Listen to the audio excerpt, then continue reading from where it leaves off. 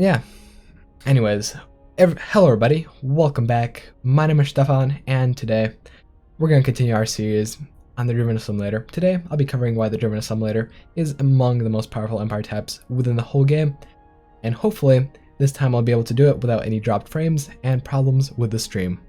Remember, ISP will be purged for this. This is not the first time I do this stream, this is the third, so please, if you've seen the stream before, if you tried to watch it, this is not the stream. This is the stream. I mean, yeah, all those other streams are fake. They're going to be unlisted very quickly, and this is the real thing. Hopefully, I didn't lose too much of the audience doing this. I realized that right now I have only 13 people watching instead of the initial 50, but hopefully people will start coming in and realizing that the problems are no longer here. Please, ISP, don't do this to me ever again. Anyways, hello everybody, welcome back. The stream is starting now.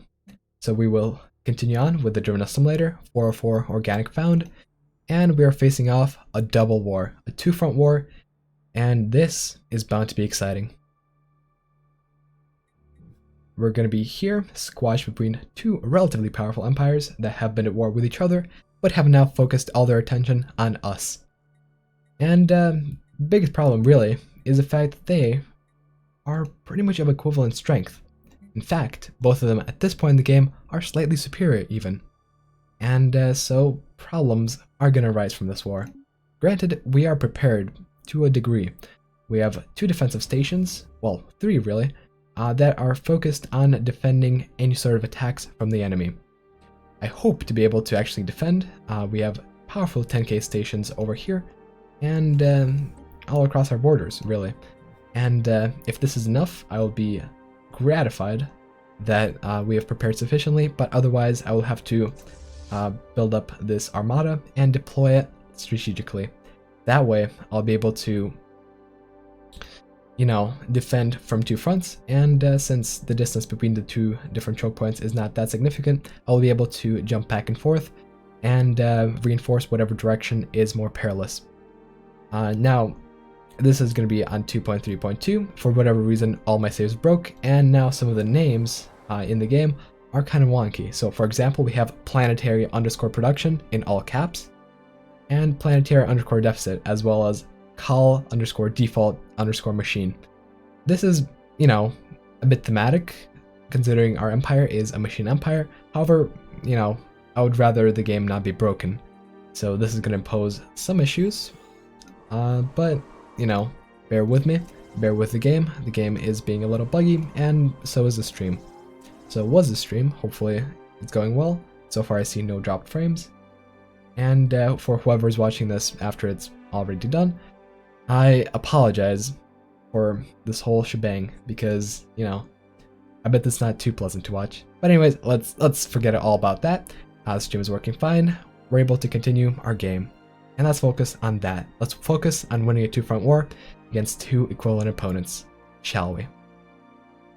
So first and foremost, we're going to have to manage our economy a little bit. We have some unemployment across all our planets. We have, you know, mining districts available here.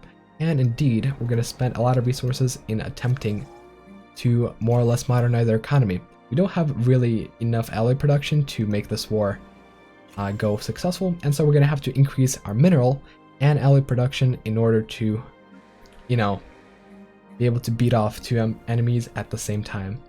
Oh, this is a nice planet. High quality minerals. Let's make sure this is, you know, even more obsessed with minerals. Let's also make sure we have machine assembly plants across all our worlds, because that is the best building to build as the first one for machines. And yeah, we've spent some of our minerals, but our alloys are intact. With our alloys, we're going to go ahead and reinforce this little fleet that we have here, our little armada. So we can either reinforce it with destroyers, or we can either go for corvettes. I think for this specific thing, I'm going to go for corvettes. I wonder if we have any missiles. We have just the basic nuclear missiles. That's wonderful. I suppose in that situation, I might want to go for some picket ships. Might go for some picket destroyers, in fact. So let's go ahead and replace the interceptor stern with picket, and save the design after canceling the upgrade of this fleet. I suspect that one of them is going to have missiles, and so going for Picket is not going to be a bad idea, especially considering the fact that Picket is actually not too bad in dealing with enemy ships. Granted, it has pretty short range, but its DPS is quite amazing, and if our ships can get close enough, they're able to do some serious harm to the enemy. So we're going to go ahead, save this design, put on some afterburners, and go in and destroy the opponents. We're going to upgrade this fleet, spend some alloys doing that, and then also go to our fleet manager and make sure we have more potential destroyers here. We're going to want to reinforce this fleet. We need gas for that, apparently. Let's see if we can actually buy it. And only now can we go ahead and reinforce this fleet. Perfect. So now the struggle is going to be maintaining enough logistics, maintaining enough supply to defend two fronts, and then hopefully at the end coming in and taking some systems such as Gargantua. After all, Gargantua is quite valuable, and if we can take that, and then also take an Elgate system, such as Bolivarus Maelstrom, it would be wonderful, because basing in the Elgate gate at the end is going to be just great. So yeah, let's begin. Let's make sure our fleet gets upgraded, and let's watch out for the enemy. To watch out, we have we're gonna have listening posts. Apparently I don't actually have them on our stations, but it is a very good idea to have them instead of something like resource silos. Resource silos at this point in the game are not that necessary. Instead, we will want a gun for our very good scouting potential, because we don't really have powerful sensors at this point, and so increasing sensor range through stations is going to be vital. If we can see what's going on long before it's due, we're able to adapt and overcome. Oh, diplomatic agreement. Well, that might be helpful. Thank you very much. We're also going to want to harvest these alloys over here. For whatever reason, we're not harvesting them at this point. Instead, we're using all our construction ships in building habitats. Well then, let's make sure that is not the case and actually utilize this free alloy. Also go for advanced ship intellects and some good capacity, or naval cap. We're going to want to field a sizable fleet because not only do we have to defend, we also have to attack. And attacking all the way up to the Elgate is going to be quite expensive on our economy. I may want to assimilate some pops in this war, but that is not the priority here. Not at this point, at least. Our priority here is to survive, and also to pray that the enemy doesn't just come through our neighbor and wreck us over here. Oh, what is this? Oh. Hello there. What the hell just happened? Apparently we have a hive entering the orbit of Arthama A. Interesting. That is not buggy whatsoever. But, I mean, I guess we can take them out and vanquish an ancient enemy. But first, let's check out the enemy fleet. Seems that so far they're coming in from the west, and so far it seems that they are quite powerful. We're going to have to deploy our fleet, which is not quite upgraded, over in that direction, in order to ensure that our station actually survives. After all, station fleet power and fleet power are different things, and 10k fleet power on the station may not be sufficient to actually defend. Things are not looking up. If we get attacked at this point, we may be screwed over. Now we're getting citadels. Interesting. Or we can get space torpedoes. I think I will go for space torpedoes for now. That way we'll be able to retrofit our corvettes and come in and help. I have no clue why these guys are damaged. Although these guys seem to be going to Castra instead of going to Scott. Are these guys at war? No, they are not. They are only at war with me. Going to Trappist. Hold up a second. Please don't tell me they're going around. Oh, they are going around? Well then. That is going to be quite the problem, isn't it? After all, these guys are friendly. With those guys, And so we're going to get another fleet from the north. Wonderful. Trappist will have to be defended.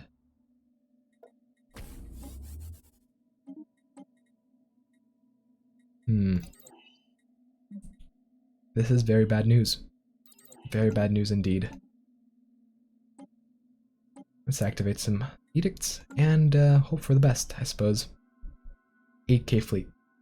5k fleet. Enemy presence 8k fleet. Technology secured. Where are these guys going? Romanox. The most important part this stage of the war is actually finding out... Oh. Oh. They're both going around. I see how it is. Technology secured. So, since these guys have a truce, they can both use a territory to go around my stations. Enemy presence. Well then. Isn't that just wonderful? We're gonna have to deploy our fleet over there. Maybe try our luck with diplomacy here. We need to get a pact with these guys, although we can't. Let's see their relations, because right now we're gonna have to do some pretty heavy maneuvering in order to make sure that our empire survives. At this point, if we get attacked by 7k fleets while we only have 3k, they will wipe us out. So we'll have to use every advantage that we can possibly get. First and foremost, let's check out their fleet composition. They seem to be using a lot of energy weapons and a lot of strike craft, at least on their cruisers over here. Energy means that we need more shields.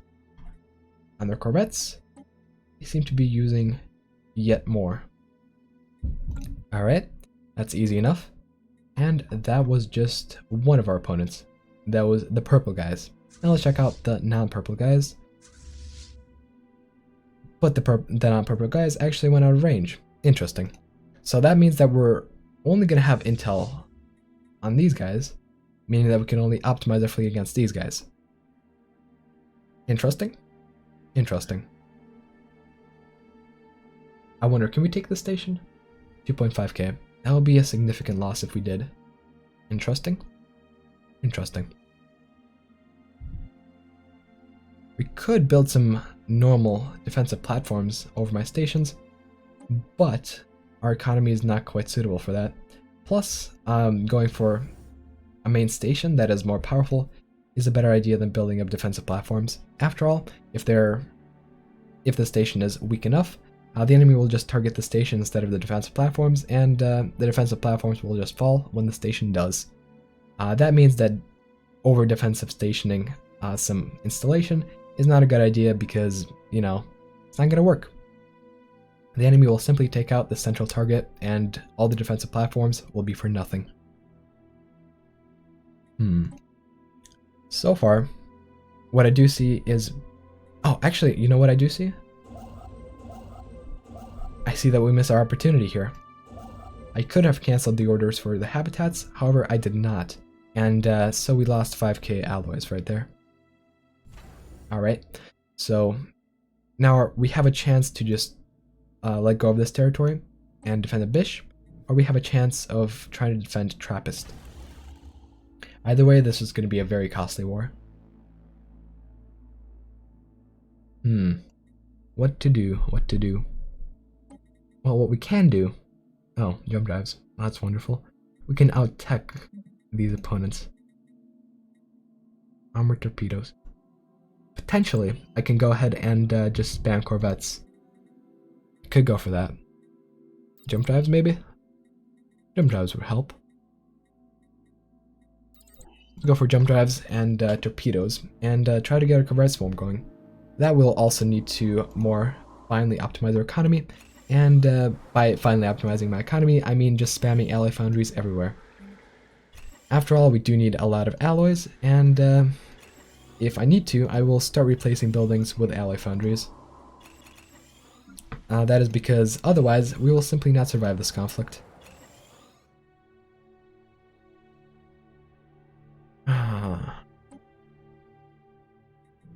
That is no good. No good at all. potentially, I could also try to hold out a Bish, wait for my fleet to get built up, and after that attack. I could do that. Could also try to wait until the truce runs out between these guys and the purple guys. That way they'll be forced to attack through this part of the territory. So I think the best plan of action right now is going to be to let go of this territory. I know I'll be letting go of Trappist and its 3 planets, but it will be necessary for further survival. Let's see. Are these guys heading anywhere? Anywhere specifically devious? No, they're not. They're all coming around through Allied territory, it seems. That means that we have about a year until they come over, which means that I don't have enough time to build up a fleet. That, on the other hand, means that defending a Bish is the only possible solution. So for now, I will let go of Trappist, I will cancel the station, and I will go to Bish. If they're coming for Trappist, they're gonna also come down over to Bish, unless they want to flank around and go all the way back through the territory, which, you know, would not surprise me considering how AI is kind of wonky sometimes, but it would buy us time. So in this situation, we're gonna have to let go of some territory in order to win the greater conflict. That's alright. That's the way of war. Let me just update my defensive platforms. Okay. Well then. I have the top tier defenses, top tier 0 point, top tier sensors and everything, except for hangars. That's a problem, isn't it? That is a problem. Let's save the station, but let's not build a lot of it. Let's instead focus our efforts on building up a Corvette swarm. Corvette swarms are very powerful at any point in the game, and especially with armored torpedoes, we should be able to deal some significant damage to the enemy. Corvette swarms are our only hope at this point in the game, and if they don't succeed, we will fail. And of course, I don't want to fail, so we're not going to fail. Simple as that. The ship design does not have enough power. How unfortunate. Alright, so we're going to need some strategic resources, we're going to need a bunch of alloys, and we're also going to need to upgrade this fleet. Let's go ahead and do that. Let's also go ahead and try to get even better technology. Devastator torpedoes at this point in the game are going to be quite devastating. And the burb does indeed agree. She's chirping quite sweetly and succinctly right now. Maybe praying for me. I hope that we survive this. If we play this right and defend Bish, we will have a chance to survive this. After all, these two wars are not coordinated and the enemy will not be able to bunch up. We will have 2 waves of attack, we will have the red guy wave, and we will have the purple guy wave. And if we survive both waves, should be good for the time being. Afterwards, of course, there will be a 3rd wave. A Federation wave. Federation wave from the guys over there. This is a 2-front war, but a war with 3 enemies. This is going to be one hell of a conflict. Okay. Okay.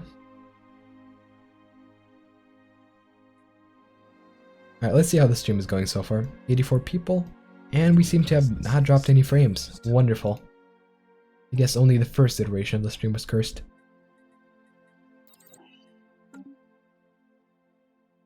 Do we detect any enemies? Enemies inbound from the north. Yeah, probably. They're going all the way around here.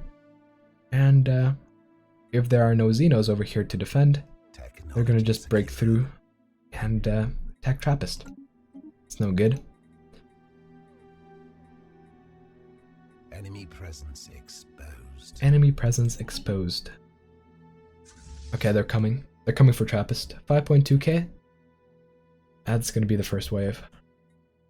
Enemy presence exposed. 8k. That's gonna be the second wave.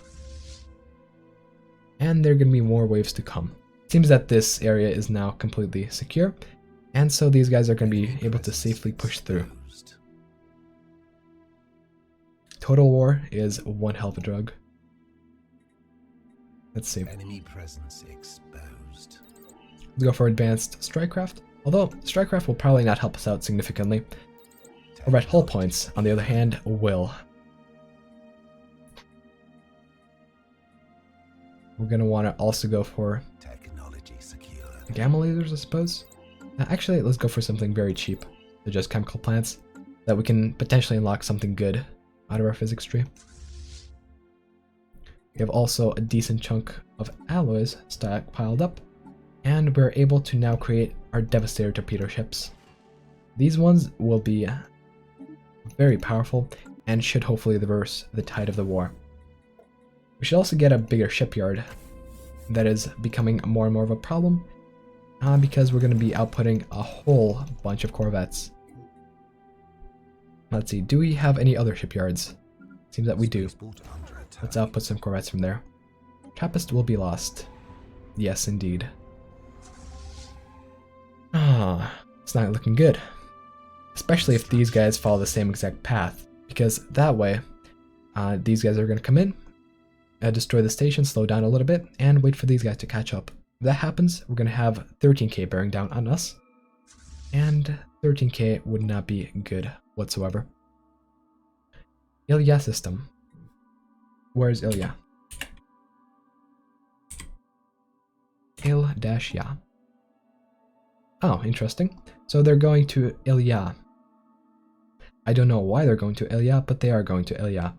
That means that they're either coming there for reinforcements, or they're coming here to go around. Or they're coming here because AI is dumb. Either way, we don't know their motivation, and this may be dangerous.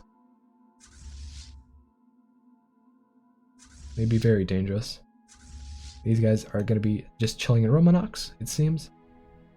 And just standing down the fleets over at Bish. Or maybe they're waiting for reinforcements. Maybe they are. Or maybe they're just waiting to bomb our planets. Interesting. So if they attack our main alloy production, we're going to be in a big trouble. Okay. It's no good. We're going to have to localize our alloy production over on our core worlds. So RIP research, that was our focus for the time being, but now we're going to have to let go of it and replace it with foundries. We're also going to want to build up a bunch of alloy foundries on our habitats, and eventually we're going to want to convert them to alloy foundries regardless. So that's not going to be any problem. On this planet we need maintenance drones very badly, unless of course they're just restricted. So let's just restore job count. And this planet should go back to normal. Perfect. Perfect. Now that's the first thing to check. If you're lacking amenities heavily, you're going to want to check your population and make sure you don't have any drones restricted. Right now we have actually way too many maintenance drones, so let's cut down on that. Or actually, let's not. After all, we have a lot of unemployment on this planet, and solving that is going to be a priority. Alright, so now we have a pretty decent chunk of alloy production. We have a fleet that is merging with something. That's no good. 8.6k is a lot higher than what it used to be. Let's get some Corvette patterns going, I suppose. Oh wow, unrest. Interesting. Let's build more maintenance depots. Or actually, let's just build a little bit more housing. That will also help out. Alpha Hub. And advanced afterburners. Let's go for that. Okay. These guys are still merging. That means that they're going to come back with about 10k. That does buy us time. We can go ahead and reinforce our fleet over at Bish. But I'm not sure if it buys us enough time to actually survive. So we're going to want to pull every single string that we have and try to increase our output as far as possible. exposed. Technology secured. Now, an attack from the flank would also cause massive issues. If we get attacked from one of our defensive stations, and our defensive stations do not take the brunt of the attack, that will also cause significant problem. But as far as I understand, the AI is just simply going from our north, and that is because our north is mostly exposed. Yeah, indeed. Exposed to attacks by these guys, by armies. We're gonna lose Trappist. That is guaranteed. Technology secured. Colony claimed by the enemy. What we can do, however, is limit our losses elsewhere.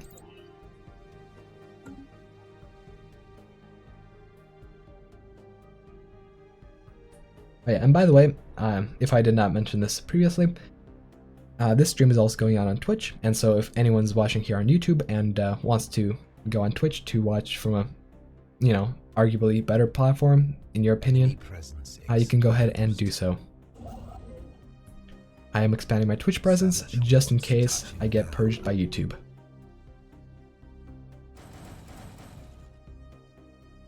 Alright, let's get our corvettes going. And let's not lose this war. Should be able to survive for the time being. We lost Romanox, we're going to lose Trappist, we're going to lose these two systems for sure.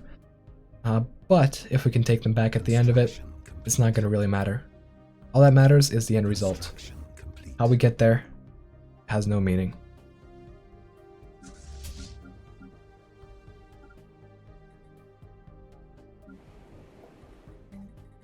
Alright. It is good that they're channeling through one entrance. Station under attack. Interesting. Technology secured. It's only this system. Interesting. So apparently their transport fleet decided to attack before their regular fleet, and they're forced to retreat. Excellent. Excellent indeed. Construction complete. Construction Alright. complete. Get some extra output going. Get more construction underway. Get more alloy production. And let's get more ships. That is what we need to win this. Station under attack. Station under attack. Okay, hopefully they don't actually take our Thrama. Thrama has some of our pops on there. And the fact that it's protected by an alien hive may actually save it. Enemy presence exposed. Alright, let's merge up this fleet. 13k. Not bad. Not bad. If we can boost them even further with some special edicts, that'll be just wonderful. We could also get out a lot more corvettes at this point. Our alloy production is rolling very well. That's a silent quality leader. Oh, this leader is good enough. Hopefully they don't die in combat. Let's go for that. And we can actually get repeatables at this point. Interesting. Clone army. Not bad. If we can go for a clone army and quickly recapture all this territory, that would not be bad. Let's see. The only problem I can envision is that these guys have a pretty decent chunk of point defense. And so if we don't have enough corvettes to overwhelm their point defenses, this corvette fleet, which is primarily getting its strength from missiles, is not going to bode too well. Savage hordes touching down. So what we're simply going to do is expand our fleet power to the point where it's simply overwhelming.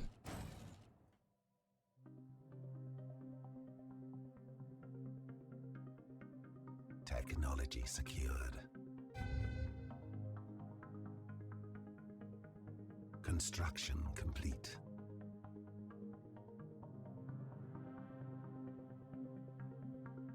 Alright. Trappist is now fallen, and these guys have no orders for the time being. Looks like they're gonna go and conquer the last system that they can reach. Alright. Not gonna argue with that. Let's instead go for shield capacitors. Let's not actually. Particle lances. Ascension Theory, interesting. Well, I can't really go for anything else since Ascension Theory is an option. We are losing planets very rapidly, which is rather concerning considering how with every passing day, more and more pops are getting purged from those planets. In fact, they're getting purged at an alarming rate. A pop is getting purged every 3 months, and that is very concerning. At the very least, we're going to be able to reclaim the population, the organic portion of the population, that is. Construction complete. Go for citadels, and let's go for more alloys. If we can citadel up our defenses, that would not be bad. Executive committee, alright. Bunch of archaeology. Our research is rapidly dropping as the war progresses. And shit is gonna hit the fan. Alright. 15k. We have an 8k fleet over here. And a transport fleet. What is this sort of defenses on these planets? Let's see here. Rather small. However, we're still gonna want a sizable army to actually go ahead and purge the organics. So let's go ahead and do so. Let's also go for some special edicts in order to boost our production at this dire time of war. Because otherwise, you know, our losses would be too significant.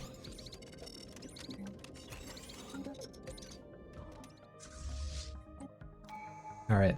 Construction complete. I wonder if I can take this fleet. Probably can. Construction complete. I probably can. Alright, let's pause the game for a little bit and get some more armies going. Armies are going to be essential, and they're relatively cheap, so that we're able to actually mass produce them and overwhelm them. Go for some of this. Let's go for some of this. And check out what the rest of the enemy is doing. So far it seems that they're just kind of stationary over here. We could potentially make an incursion over to Scott and take over some of this territory. However, at this time it would be unwise to do so. Oh, there's a fleet over here. Okay, let's go ahead and defend Enif. I guess we can't really do anything else. Construction complete.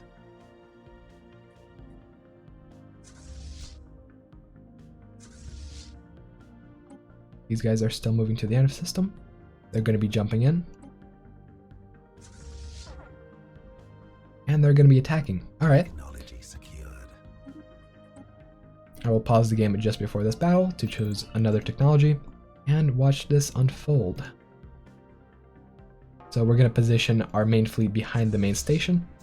That way the enemy can engage the main station first, and then we can engage them with our corvette swarm. So far it seems quite effective. They do have point defense as far as I remember.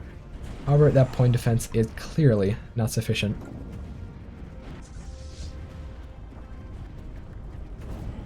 Alright, so that's our first major victory. We have retaken Enif. Well, we have prevented its fall, really. Receiving communications. And getting a peace offer. Interesting.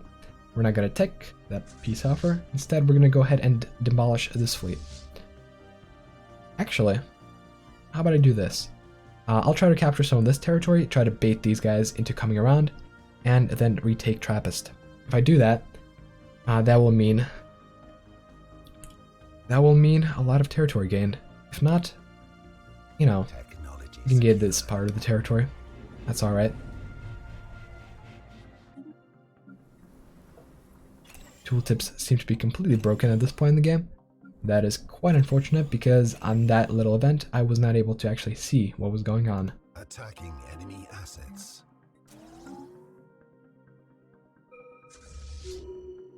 We are going to be attacking enemy assets and expanding. Of course, this is quite worrying. They have a significant fleet over here, and it seems that they're about to regroup. These guys, however, are getting reinforcements. They're not coming over to regroup. Highly unfortunate. Let's split up this fleet and make sure these guys capture territory faster.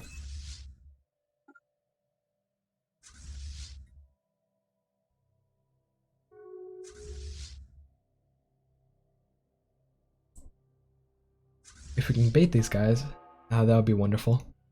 We are winning on war exhaustion at this point in the game, and so we can potentially live longer than the enemy can.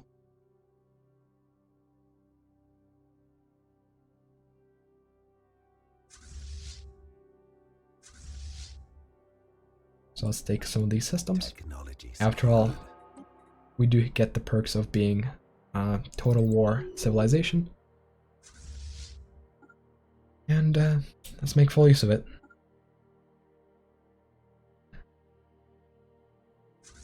Come on, leave, please. Alright, 6k alloys. That is quite significant. We can build a lot more corvettes with this. I've been just kind of saving alloys for the time being. Because, you know, we do get a significant ship upkeep to alloys, and so if you don't build ships for a while and then build a lot of ships, it ends up being a lot more advantageous.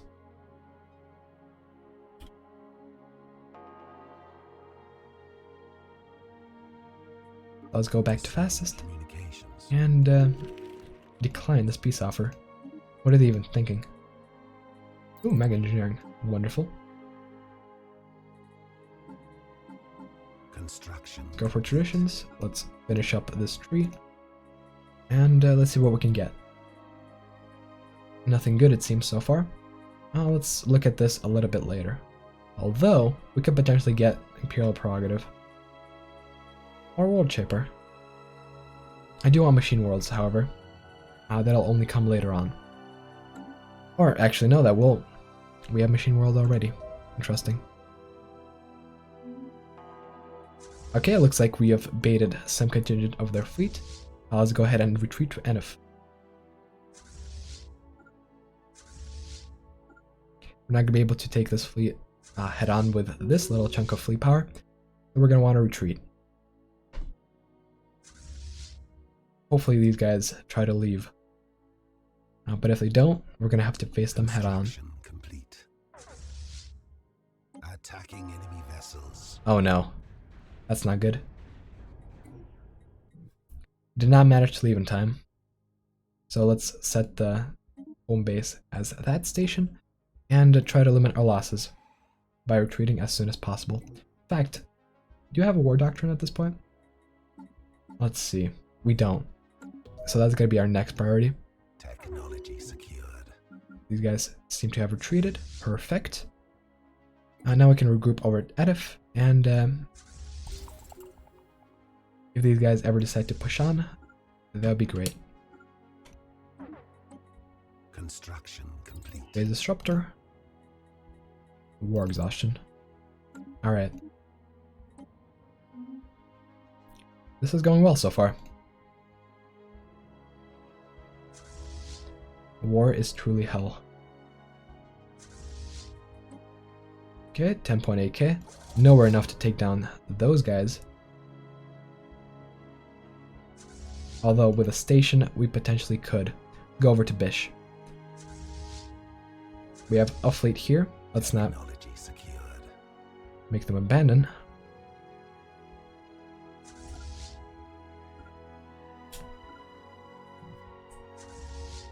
Okay, one of them is actually going to Sigagawa. Sigagawa is, I don't actually know where that system is. Let's check that out with using our F key. And apparently it's over there. Alright, so they're splitting up their fleet. Perfect. We want just that. We're gonna engage some of their task force over here. Apparently not using a leader. Come on, game. Why you do this to me?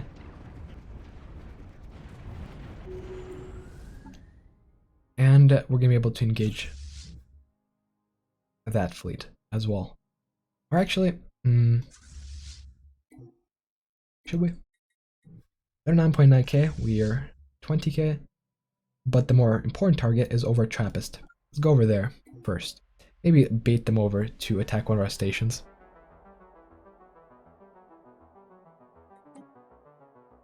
And now we're gonna also go ahead and reinforce with even more ships, and hopefully win this conflict.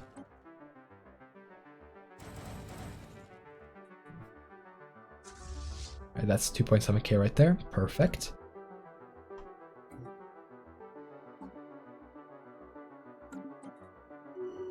Go for less war exhaustion, even still. And let's attack these guys.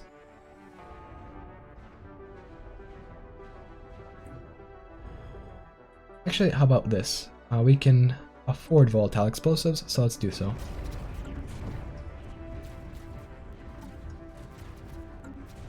Construction complete. That's not good. Apparently their point defense is quite sufficient for this fleet, and so we're going to want to set the station as a home base and retreat over here. We will not be able to take them on in Romodex, we'll have to take them on elsewhere. Technology secured. That is simply fact. Okay, these guys are merging with the second BN Armada. Looks like they're getting reinforcements underway. Alright.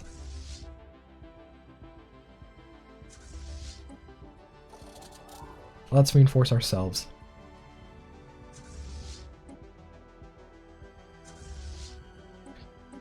The amount of point defense they have is quite worrying.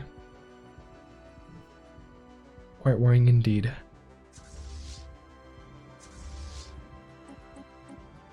Although it seems that these fleets over here are not as well equipped. In fact, only the corvettes are equipped in this fleet, so we can potentially go ahead and take those guys out without any significant problem. Alright. However, the most important threat is over here, and we should take these guys on first and foremost. We should also go for supremacy, and we should also choose some ascension perks. Well, there's nothing that can benefit us right now, so we can potentially leave that for the time being. Merge these fleets. 25k versus 7.7. I think we have a chance. Let's take that chance. Go ahead for round 2. Make sure the home station is over at Bish, because otherwise they may retreat somewhere else. Go ahead and take on Ronodox. Actually, let's try to bait them. Let's see if we can. We cannot. Interesting. So let's just go around them in that situation. We can just recapture Trappist. They will surely come towards us. And apparently not. They have an FTL blocker. That is actually being pretty damn smart right here.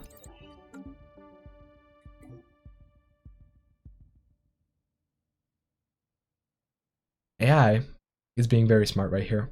We have 400 days left until war exhaustion, so we either take this chance or we lose the war.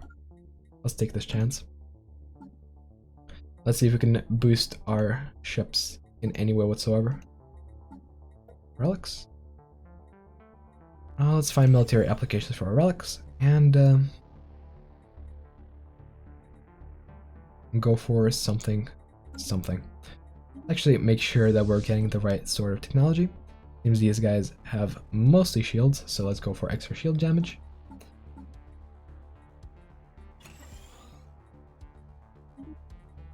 And let's also go ahead and see if we can do anything else. So far it seems that we cannot. We don't have any relics to activate, and we don't have any traditions to choose. None of our traditions will really help us out with anything at this point, and so right now, it's all up to luck. Go in, boys.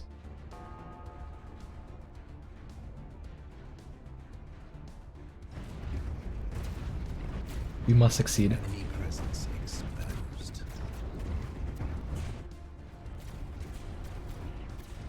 We must succeed. Come on, fleet. Come on, little fleet. You can do it. Technology secure. No, we cannot do it. That is highly unfortunate. We also have enemy presence somewhere. Not nearby, unfortunately. Let's retreat over to Bish. Guess we can whittle down their fleet. The only problem is, it's going to take a while for them to get back to Bish and then go back to Romanox. And of course, these guys have to retreat as well. Although these guys also seem to be retreating over to Trappist, which means that we can come in and just sweep. So let's go and try to get a piece. Don't engage the station. Instead, go into there. Try to invade the armies. Alright, let's go ahead, select armies, go over here. Take out the station. Land armies in orbit. See if these guys are coming back. These guys are coming back. That is very unfortunate. That means that we're gonna have to retreat. Our second best chance is to go over to our Throma. We do have a station there. We can potentially retreat in battle. Interesting. Apparently we also have an edict that we can choose. Let's choose the edict to get armor.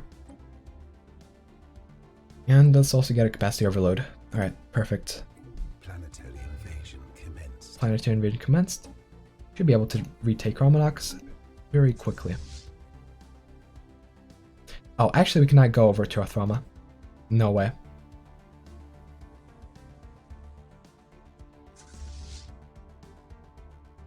Also, John Smith is asking me why am I not modifying my ships to avoid the point defense issue.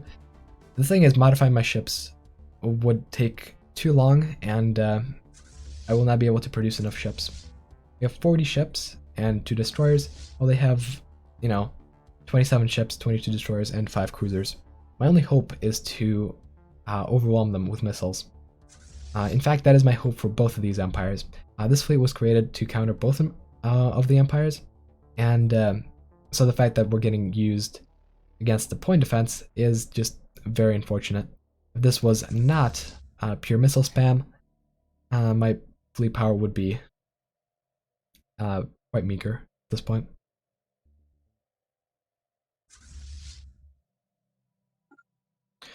Also, we cannot retreat into our Throma. Not at this point. We're going to have to retreat back into Bish.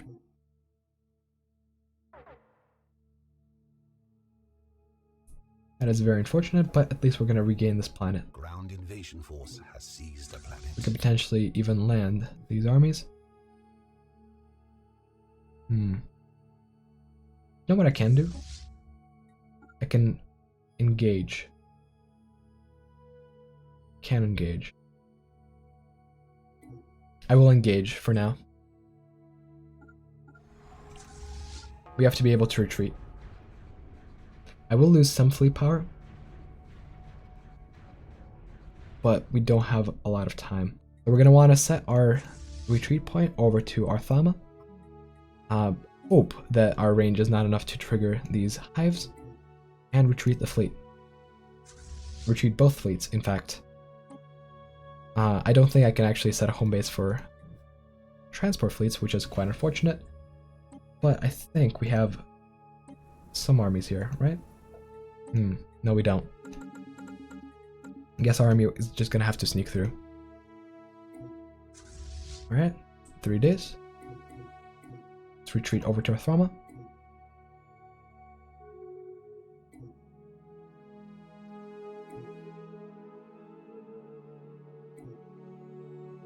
Wait, what happened? Where did they go? Did they retreat as well? Transport ships are in our Throma. Receiving communications. These fleets retreated elsewhere. Oh my god, I think I forced them to retreat. I think I did it. Yes. We're able to recapture territory now.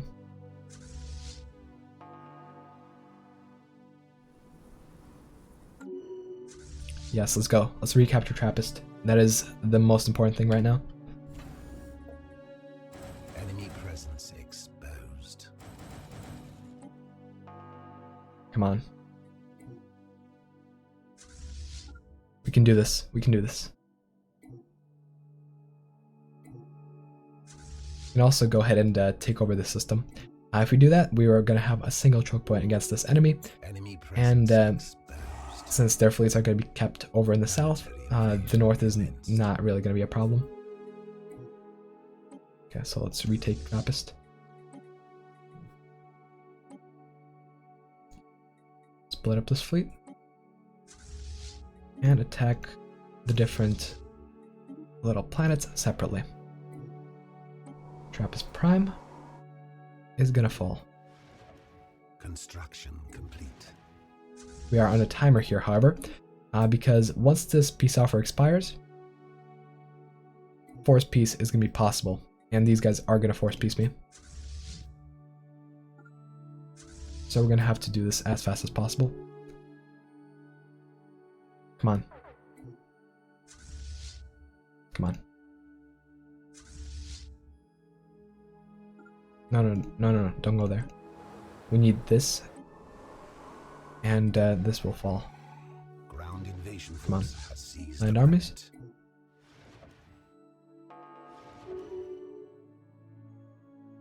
Are you kidding me? Are you kidding me?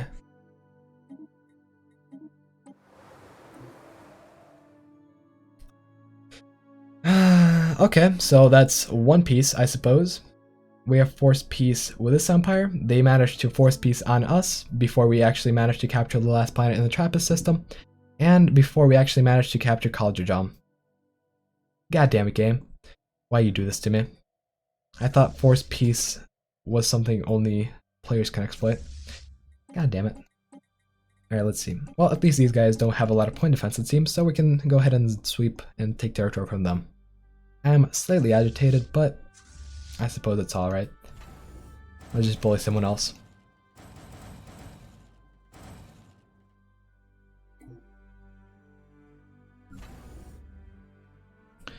I guess we can also start focusing on colonizing ships and doing other good stuff like that.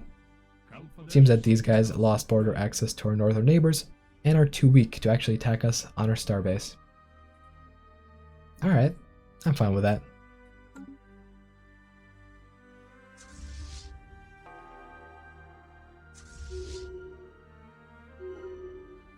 Oh no. God damn it.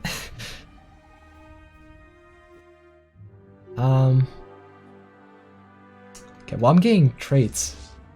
And I guess my fleets are getting experience. But wow, my leader is leveling up pretty damn fast. Okay. Okay, well, I guess we can exploit that, but I really would rather not, so let's retreat this fleet. Freaking game. Oh my god, no. No, I cannot retreat. Game, don't do this to me.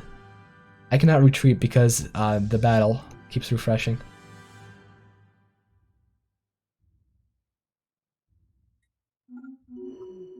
Game, please, don't do this. Oh, I think I can flee. I can flee the system. Yes. Freaking game. Let's go around. Send these fleets back, and let's go around over to Pilgrim. We still have some more exhaustion to spare, and so we should be able to just take over some of this territory and call it a day. Yeah, game. Why you do this? Why you do this? I could exploit this to very easily level up any ships.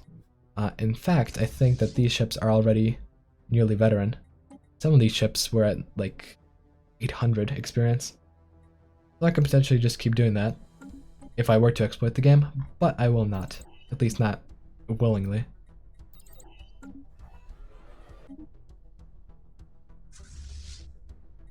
Alright, let's merge up these fleets. Get a level in K. Assign this level 7 leader with gale speed. And attack these guys, I suppose. Once the other fleets arrive, of course.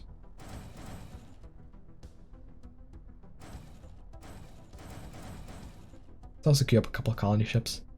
This war is not going to be anywhere as intense as the other one, and so we can afford to actually do some other stuff during this war. We can hit a like for this amazing glitch. Please just hit a like for Paradox. Okay, so at this point we can also more or less relax. We can go ahead and choose some of our Ascension perks. For example, I would like to take World Shaper. That way we can, you know... Actually, no, I don't want to take World Shaper, not with Driven Assimilators. I would take World Shaper with the Rogue Servitors because, you know, we gotta pamper our pops. But with Driven Assimilators, World Shaper is unnecessary. Instead, we should go for Mega Structures. We could go for Imperial Prerogative, although we're almost at the point of getting Endgame repeatable, so not really useful. Mastery of Nature is going to be very useful, because we're going to want to transform all our worlds into machine worlds. And Enigmatic Engineering could be useful in the long run. Although right now, I think I'll just wait around and get something like Master Builders or Galactic Wonders. That's going to require us to research and repair Megastructure, and we can do that in a reasonable time frame. Also, just covering the end result of the war, we gain a system over here, and we lost 2 systems over here. Alright. Also, the reason why I'm not taking Synthetic Age is because it is utterly useless. Synthetic Age gives you 2 trade points, not really too useful, doesn't really do anything else. You know, you could specialize your pops across all your planets, but that is too micromanaging even for me, and doing that is just a pain. So I'm not doing that. Simple as that. We should also focus on our planets. We can go ahead and spend some resources on research for once. And yeah, I'll manage the planets even better after the war, but for now we have to win this. Archaeological site, eh? Interesting. It's a shame it's in not our territory. Alright, let's invade. These guys are fleeing. They know what's up.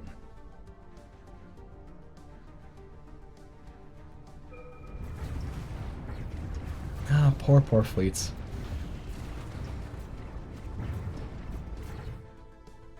Corvette Swarm is best swarm. And nothing will ever stand a chance. Also send over our transport ships. That way we can actually make use of all this new land. In fact, we even got jump drives. So we should be able to transport the transports very easily.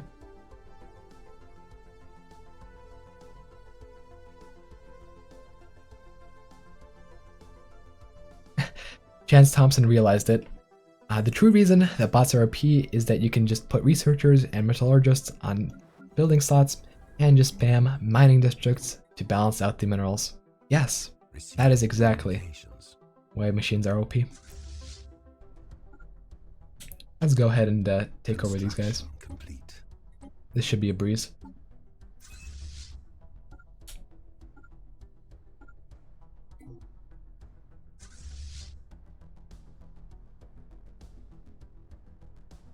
We can do this, no problem.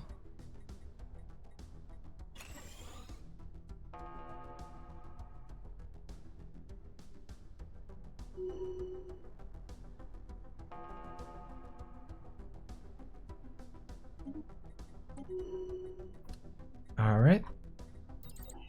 Go for extra fire rate. And just wipe these guys out. I mean, we might as well. They do have the L-gate. And the L-gate is something that I do want.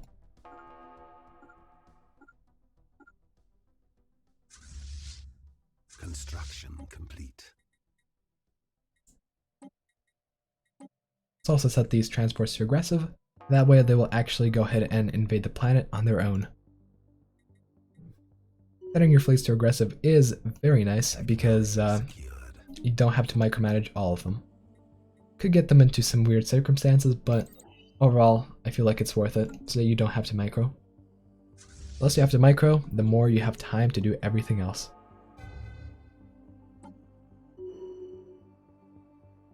Enemy presence exposed. Oh, enemy presence exposed. 3.7k. Receiving communication. That is nothing. ground invasion force has seized a Go for some planet. crystal mines. Let's see some planets. Let's annihilate the enemy. Stations have no chance. Our fleet is too strong. We will simply overwhelm anything that goes against us. Enemy presence exposed. Let's see, can we invade? Maybe.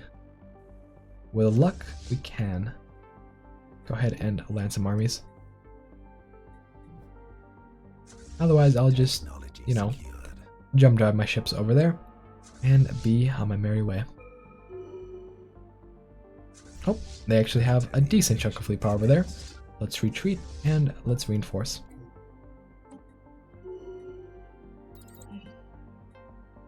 Enemy presence exposed.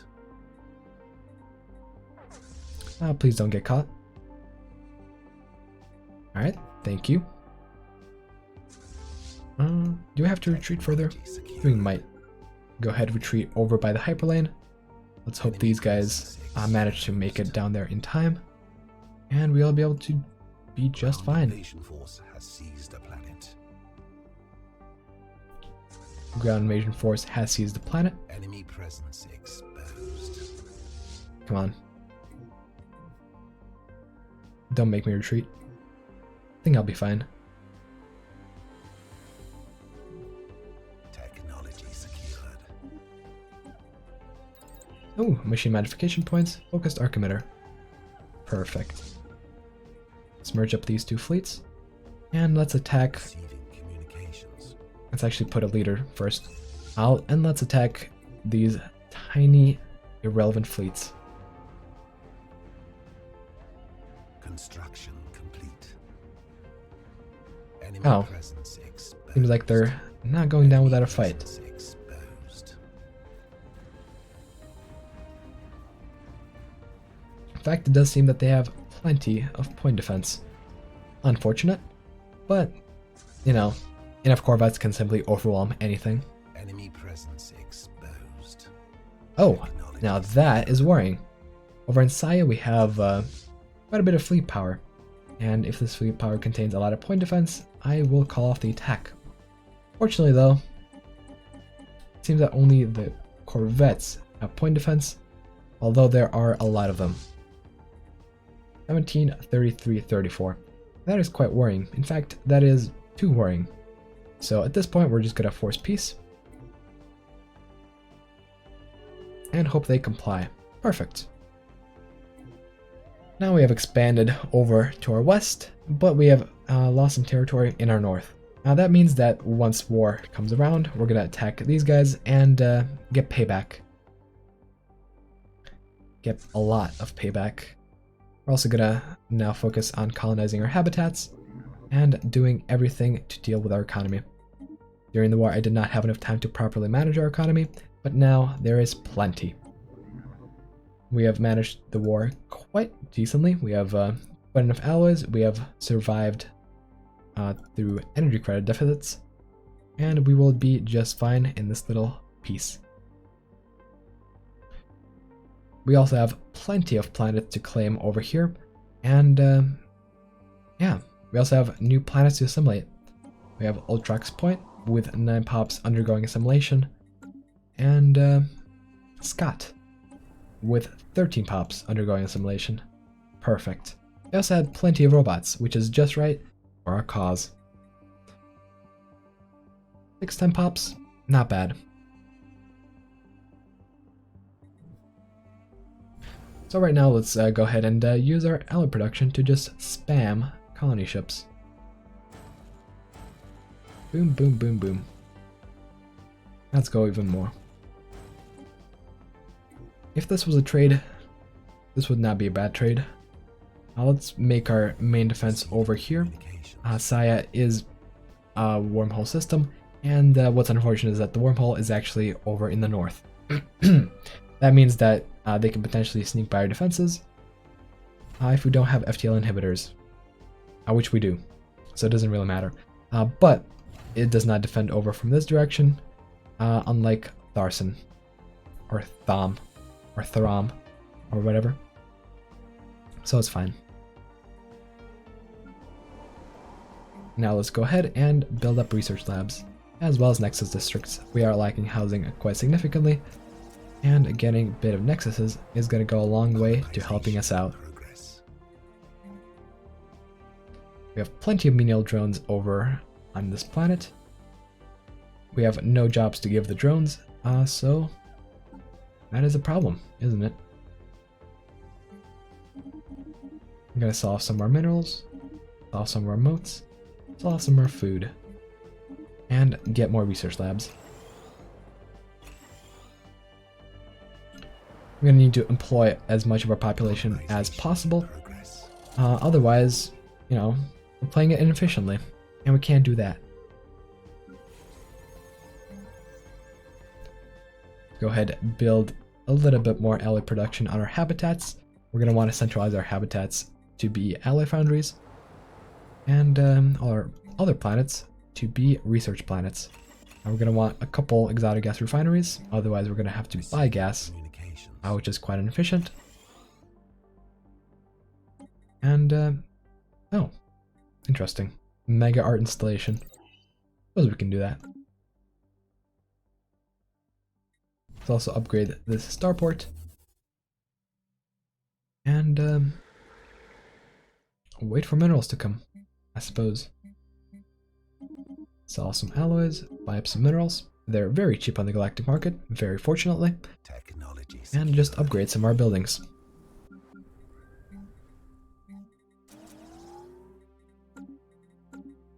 Construction complete. We're going to want to maximize our housing. We're going to want to clear some blockers. And we're going to want to survive. This war was quite tough. Leave a like if you enjoyed this war and the way I transitioned throughout it.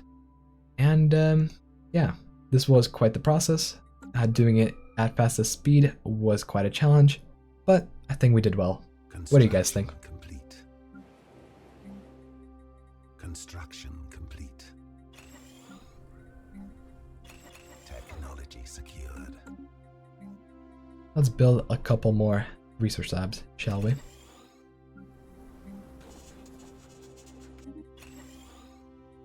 Also build more housing, and if we do that, should be good.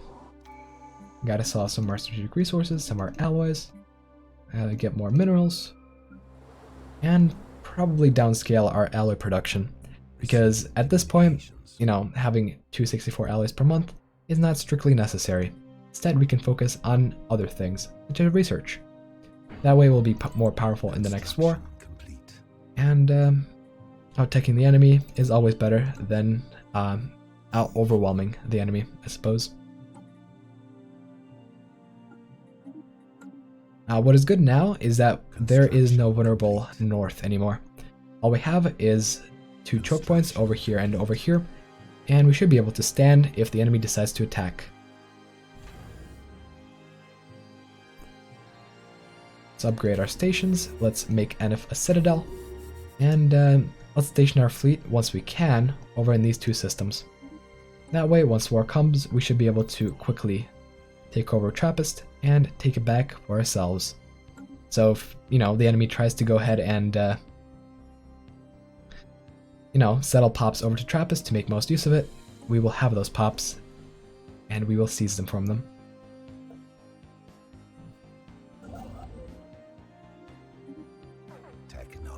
We also have our colony ships quite ready, and we will be able to colonize all these nice little planets. Wonderful. Construction complete. Ooh, battleships. I suppose we could go for all battleships. Do we have any large weapons though? Yeah, I suppose we do. That's not the ideal large weapon. Sphere of influence expanded. In fact, proton launchers are better. So we can go for that and do better.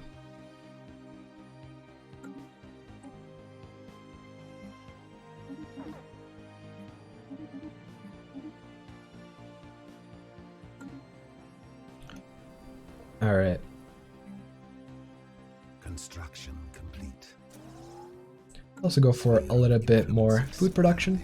This is a nice mining world, but this is also a pretty large world, so we can probably fit a lot of farms over here. Looking pretty good so far.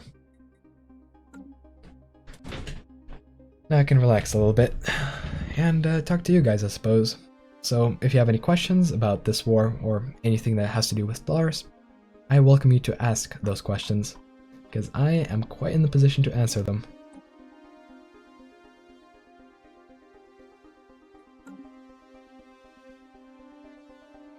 Ooh, we also have access to the Tainaki Matriarch and these two planets right here. With the fleet that we do have currently, we can probably take it on, but it would be quite expensive, so I'll leave it off for now.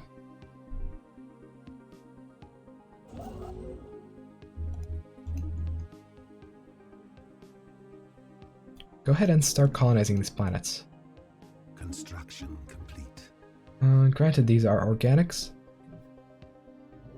but it's going to be quite fine. We're at the point that we're getting plenty of research techs for habitability, and so these guys will have a minimum of 40. Construction complete. Now let's also take this opportunity to go ahead and get a defensive pact with these guys, at least temporarily. That way we can build up our economy and explore habitats, instead of having to worry about getting attacked on two fronts once more. Alright, looks like the questions are also rolling in. Any viable one planet builds at the moment? Well, there is one that is specifically quite powerful. It's in my Discord, posted by Zizifer, I believe. And I mean, it uses some exploits, but you kind of need them if you're playing one planet. What type of megastructure are you going to get first? We're trying to get a sentry array if possible. If we can't get any other megastructure to pop up within the next 5 years or so, I will go for a mega art installation just to be able to get mega engineering. Not mega engineering, but master builders. With master builders, we should be able to build more megastructures, and with galactic wonders, we should be able to build the 3 that actually matter: the ring world, the matter decompressor, and the Dyson sphere. Those guys are very powerful at the moment, and so having them will be very, very nice. For now though, we can just focus on getting better buildings and focusing more on our economy.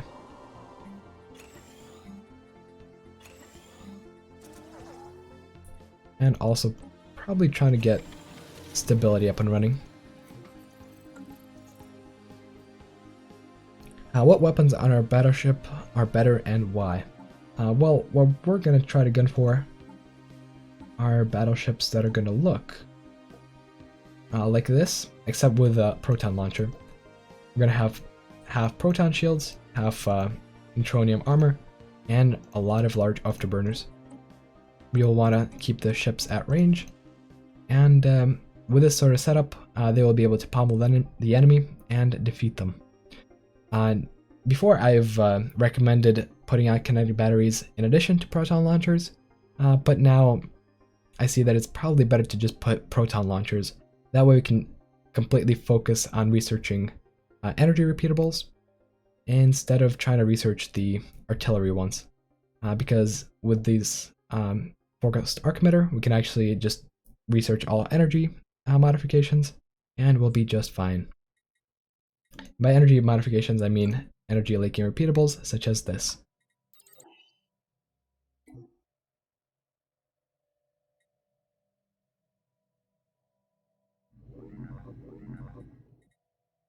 Technology secured. Alright. Construction complete. Neutron launchers, perfect. Colonization. Poot is asking, what would you say is an adequate ratio of point defense to corvettes? Well, I'm not sure what you mean. Do you mean construction complete? Try to counter corvettes with point defense, or what? Because you know, I need more details. Construction complete. Is there a point in going cybernetic and synthetic? I'm quite confused of what they do. Well, going cybernetic and synthetic is something that an organic empire can do, and it is done through essential perks. So you choose 2 essential perks. First, you transform into cyborgs, and then you transform into cybernetics. That way you become a synthetic empire, and a synthetic empire is the best type of empire in the game. It is even slightly better than a machine empire, which I'm playing currently, and if you can get to a synthetic status, you're gonna pretty much win the game. If you can put organic pops and heavy robotic pops getting built, well, you're gonna have insane growth. Ooh, Strategic Coordination Center, Interstellar Assembly. Well, I think this might be the first megastructure if I don't find the sentry array. Muckwix is asking about how the wars went. Well, they went relatively decently. So the first war went with the purple guys over here, and they actually managed to status quo right before I took Trappist and Urpelix back. I took Lacium from them, which honestly doesn't really matter, but the biggest win was over with these guys. These guys I managed to harvest, and we have plenty of 2 morals to colonize, and as machines, they don't really matter as far as habitability is concerned. So we're going to be able to go ahead, colonize them, and exploit them as much as possible.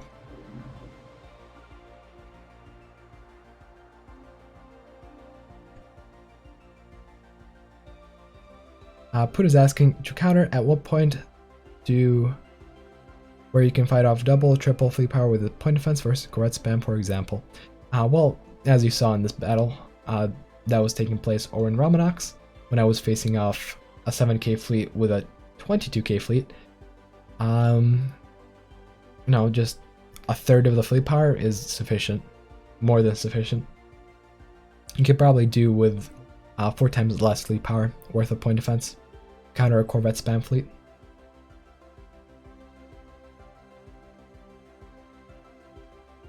KQ is saying that you can see the cybernetic trait but not the synth. The thing with the synth is that you have to actually transform your entire population into robots. Your pops don't stay pops, they become robots instead. And so your population is gonna look more like this than this. Construction complete. Construction complete.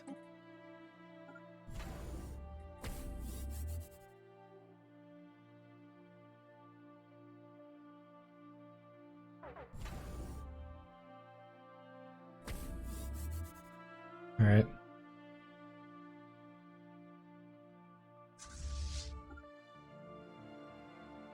Ooh, minerals are low.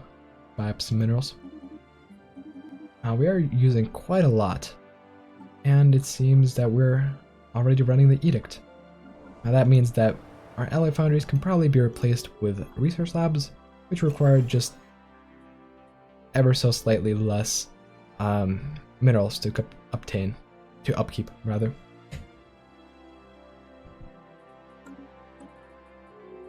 Ooh, Titans, interesting.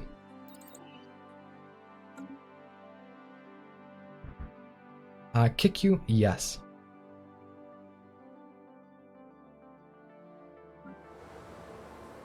Technology secured.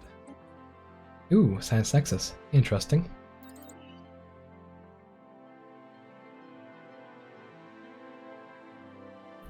Angry Coon is asking, why do I put afterburners on battleships? The reason is, the faster you can get your battleships into position, the better. If you can get a mobile battleship fleet, they'll be pretty much unstoppable. So after defeating another fleet in battle, we will be able to move in and capture territory a lot quicker than slow shield reinforced battleships. It's a trade-off. We're going to be able to really hold off a smaller fleet with that sort of ship, but after the battle, we're going to be able to capture a lot more. And so that is why I go afterburners on battleships.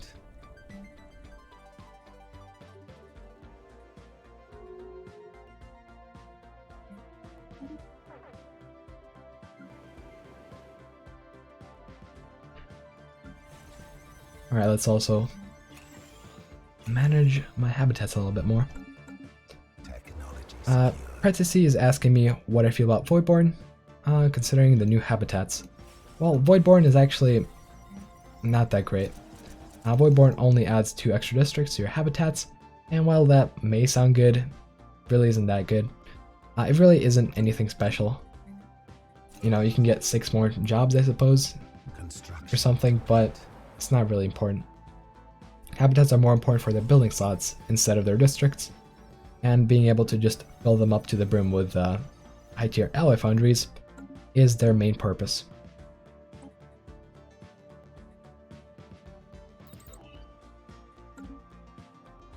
And so I say that Voidborn is probably not worth it, unless you have excess Ascension perks. Speaking of Ascension perks, actually, let's see. We could probably get an Ascension perk before going for something like Galactic Wonders. I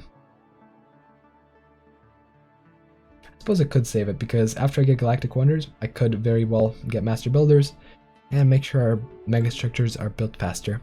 I do want to try out the new Machine Ring Worlds and see how they go. And by Machine Ring Worlds, I mean just Ring Worlds. Machine Ring Worlds as a solid thing, combining Machine Worlds and Ring Worlds, is still not a thing in the game, unfortunately.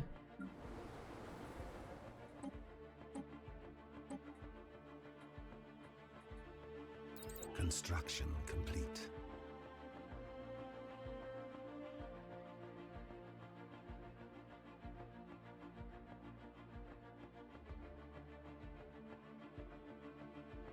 Technology secured. Alright, someone is asking how old can robots become? Well, they are immortal, technically, but they do experience random breakdowns, and so if you have just, you know, 1 Admiral, 3 researchers, and a couple governors, the chance of them dying amounts to an average lifespan of 400 years. And 400 years is well beyond the normal span of a game, and so they're basically immortal.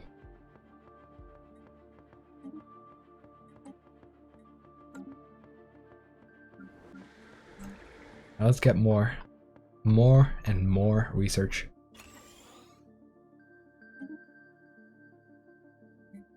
I'll build a couple more habitats. We do have the resources for it.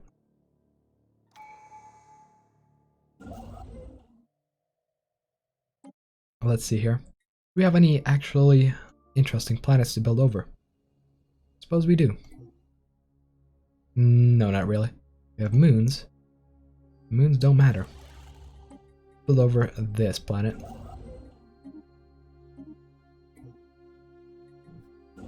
Technology secure. And let's also...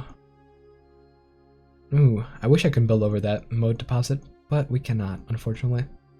If we build over a mode deposit, we can build moat extraction facilities. And those are quite nice.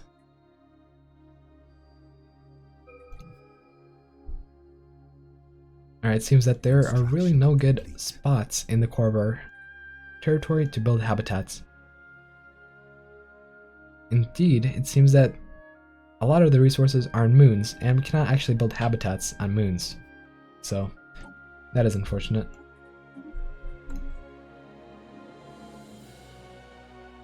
We also cannot build habitats over our asteroids. Situation log updated. Extremely unfortunate. Ooh, finally. A planet we can build over. Let's go ahead and build another habitat. We also have an archaeological dig site all the way on the other side of the galaxy. Alright. So far, we have only found 2, or actually 3. But that was about it.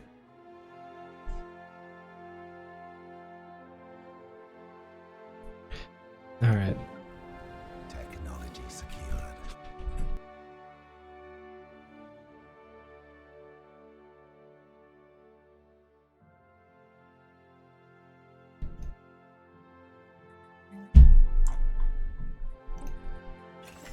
Alright, let's also try to save up a little bit of energy and influence, and expand the size of our planets. After all, we do have Mastery of Nature, and we can go for that on most of our planets. Not our habitats, obviously.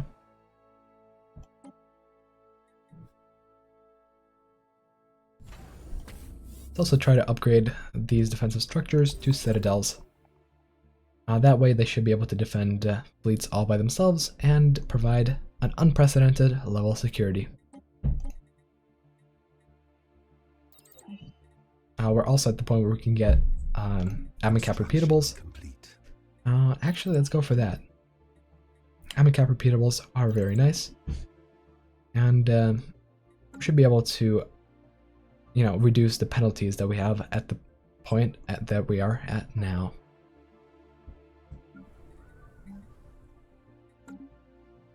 Construction complete. Let's buy more minerals. They're pretty damn cheap, but we don't have enough resources to actually buy them, which is quite unfortunate.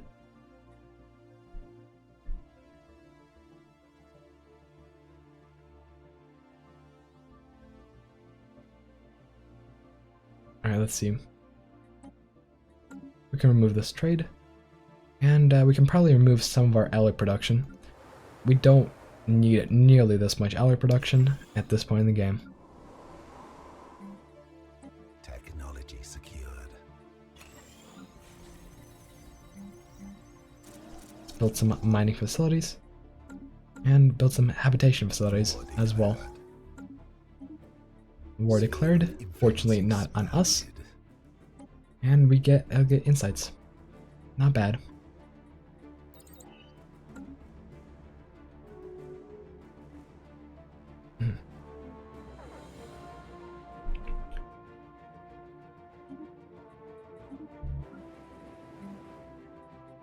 Construction Let's complete.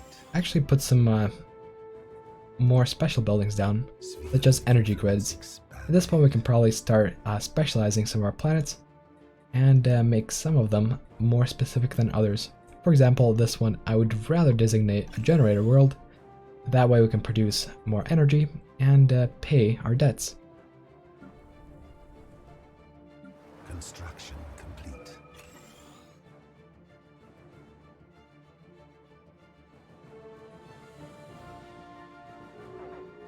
Sphere of influence expanded.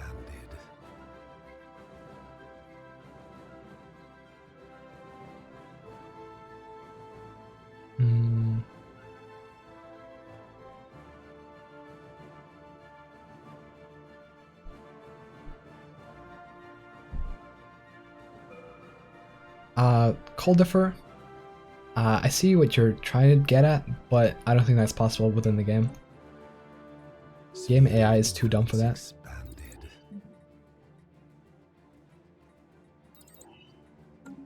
Alright, spheres of affluence expanded.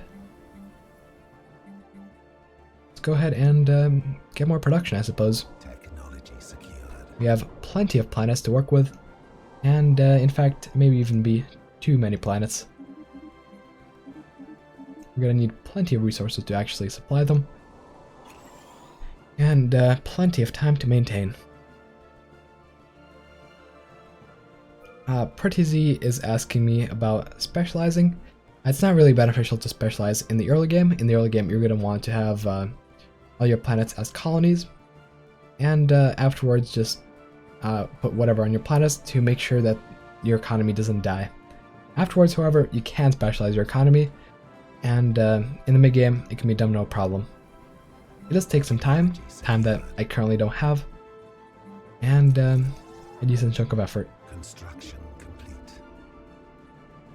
Ooh, excavation. Not bad.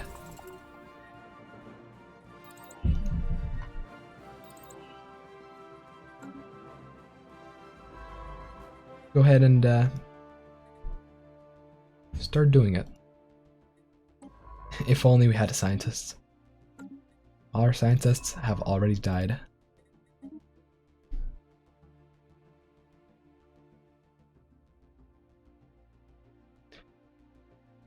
Kiki was asking about the auto build button. Well, the way it's supposed to work is that you're supposed to have sectors. You're supposed to go ahead and transfer resources to the sector, and the sector is supposed to build resources by itself. However, the AI to do that is incredibly stupid, and so I don't recommend it whatsoever.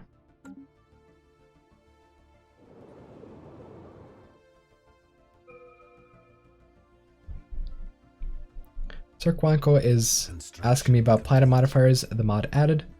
Well, there is no modifiers, a mod added. I've played with Glavius with the multiplayer game that is coming up on Sunday, but I don't play with Glavius on my normal playthroughs.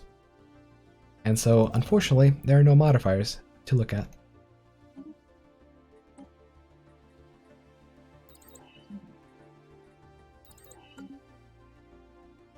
Alright, so it looks like we're beefing up the station quite nicely. Let's put up a bunch of gun batteries, and we should be safe. Let's put up some communications jammers. And Bish is now 22k fleet power. Perfect. The enemy has about 11k. Oh wait, they actually have pretty decent systems. And they are being cunts and moving over to Trappist. Let's not let them do that. No. We're gonna be striking Trappist. You're not gonna be defending it. Simple as that.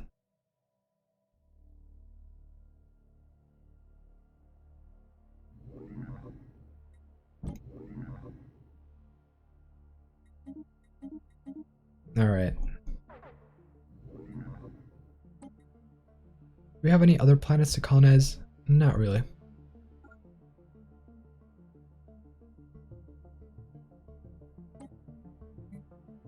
Technology secured.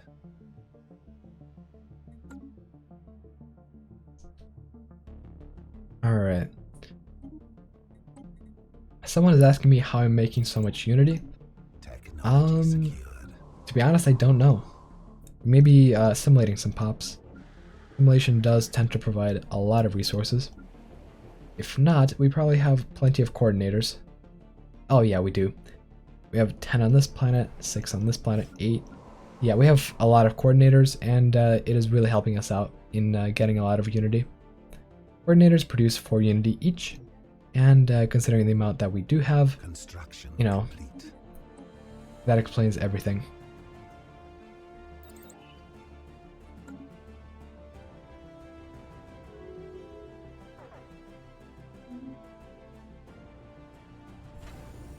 Construction complete.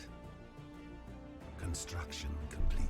Let's also upgrade some of our internal stations to actually make sure that we can supply all our needs. Progress. We can also put up a couple of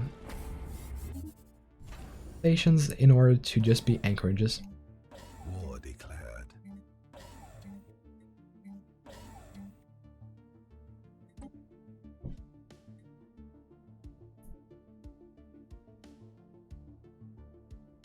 Alexin is asking whether Galaxy is worth it to play with. Definitely it is. It is. It adds some variety into the game. Variety that is badly needed. The more variety in this game, the better this game is. And so far the planet modifiers that are in the base game are either completely lacking or are really meager. For example, a plus 25% build cost or a minus 25% district cost is really not a lot. Now special events like this are pretty interesting, and Gillies does add a couple of those.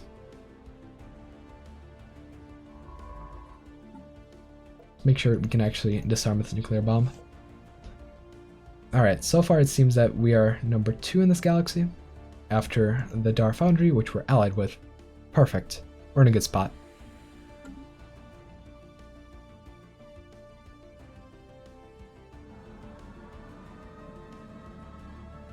Situation log updated.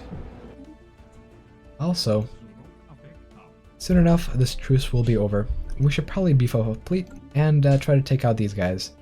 After all, we're Driven Assimilators, and we should be able to easily take these guys out. Technology secured. Typed is asking why Driven Assimilators are OP. I will show you that in just a year. The reason lies in warfare. Being able to just assimilate the enemy is incredibly powerful, and if you don't get ganged up on, you can very easily use that to your advantage more than your disadvantage.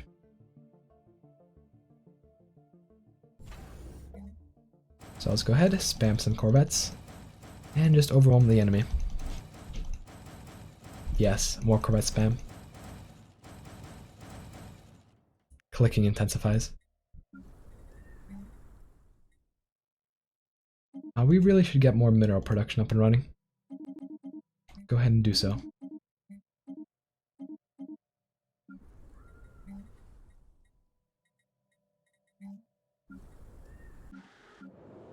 Maximum production.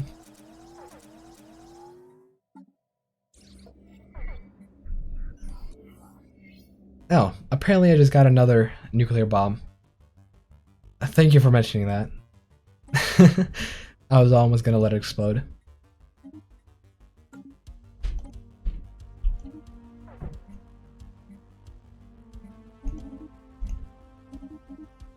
Ooh, minerals are quite expensive. Well then, let's get some more mineral production up and running then.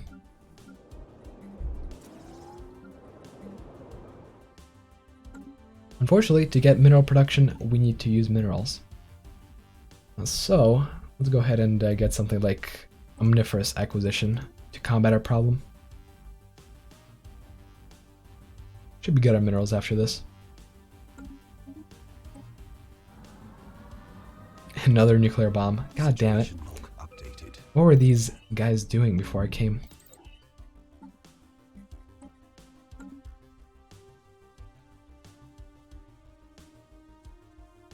Alright, we're now good on minerals, and now we can continue in making sure that everything is alright.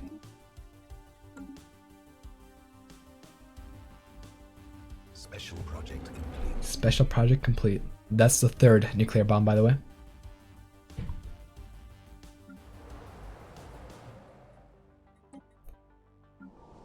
Construction complete. Alright, well, our economy is rather poor. We have plenty of unemployment, and we don't really have the resources to resettle those pops.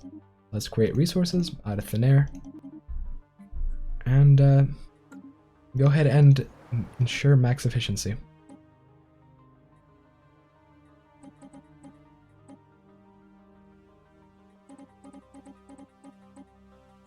Ooh, this is nice. We have habitats with plenty of jobs on them. Just perfect for our unemployed pop.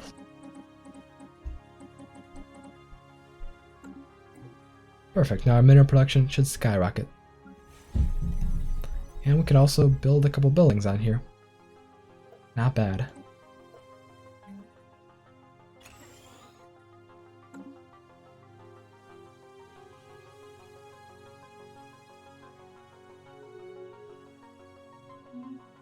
Alright, borders closed. It seems that truce has ended. And now we can probably go ahead and give me a second.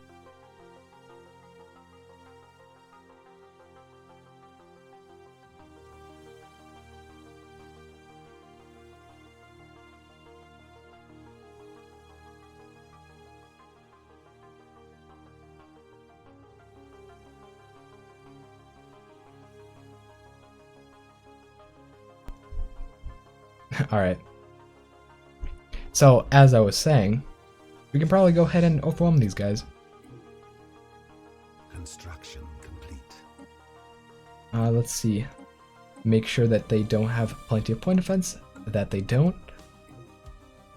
And they're actually heading over somewhere. Not sure where. Are these guys at war? Seems so. And it seems that the war is actually going on my territory right now. Well, in that case, we're going to prevent that. Let's close our borders. Teleport these fleets back to where they came from. I'll close our borders with these guys as well.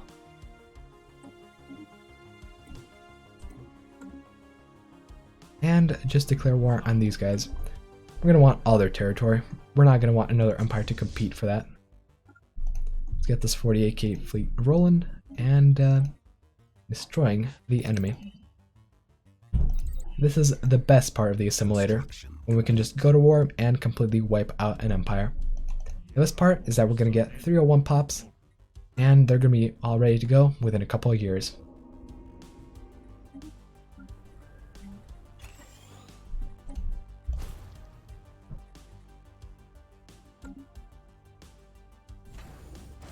Let's get some more corvettes going, shall we?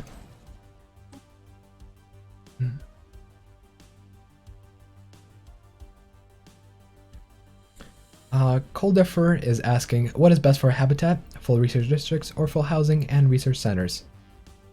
Well, research districts are pretty good initially. You can repurpose them to research centers later, along with housing, but I generally want to go and choose alloys for habitats. Centralizing alloy production on habitats is a pretty good idea, because you can also designate your planet to be a foundry habitat, and just keep all your production over there. Research habitats are nice, but foundry habitats are better. But as I was saying, war must come. War to safeguard our interests. They have quite a bit of fleet power over there. Let's not go directly into their station. Instead, let's go around and bait them.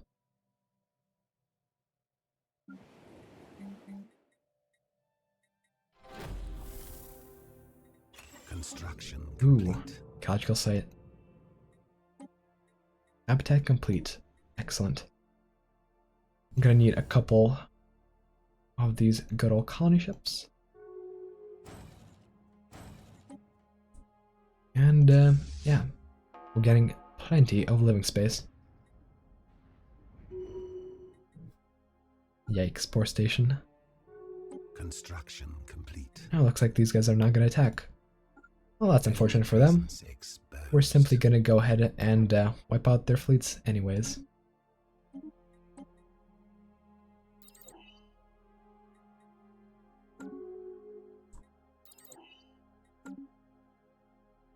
Technology secured.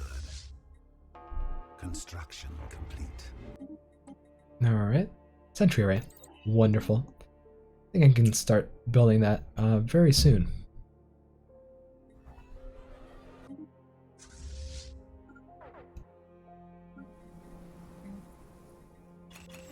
And I can also start selling some stuff and building more buildings very soon. That is also very necessary. Otherwise, we're going to have overcrowding and mass problems. We need mastery of nature across our planets. Otherwise, things are going quite badly.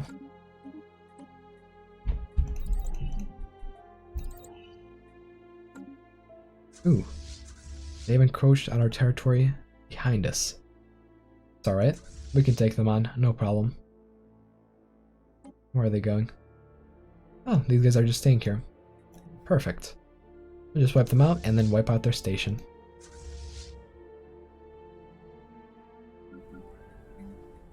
Construction We go for mineral purification plants and more unity, as well as more research, obviously. Alright, combat is engaged, and these poor fellas don't stand a chance.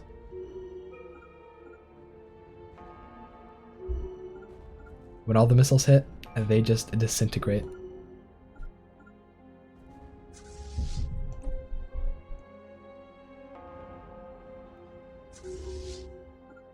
Alright.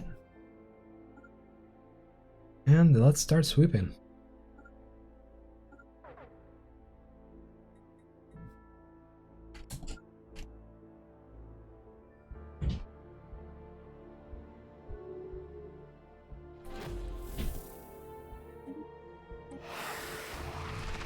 Ooh, less clues. How unfortunate.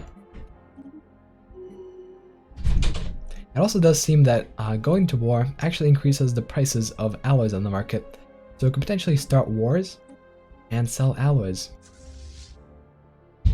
So in the future, we'll just start a war with some guys on the other side of the galaxy in order to bring up tensions. That way we can sell our alloys. That way our alloy industrial complex will prosper.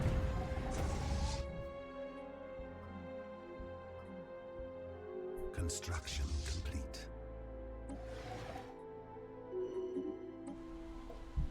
Oh, Well, that's unfortunate. These guys actually prepared. Let's put a general down on this little army and order them to attack. Otherwise, we'll just go around and capture all their stations and destroy all their fleets. Planetary invasion commenced.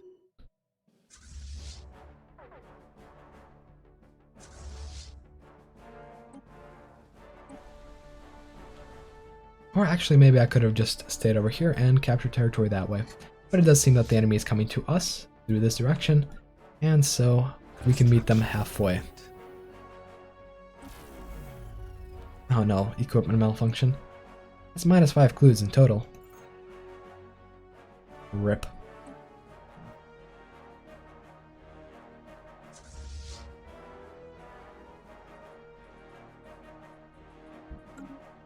Technology secured.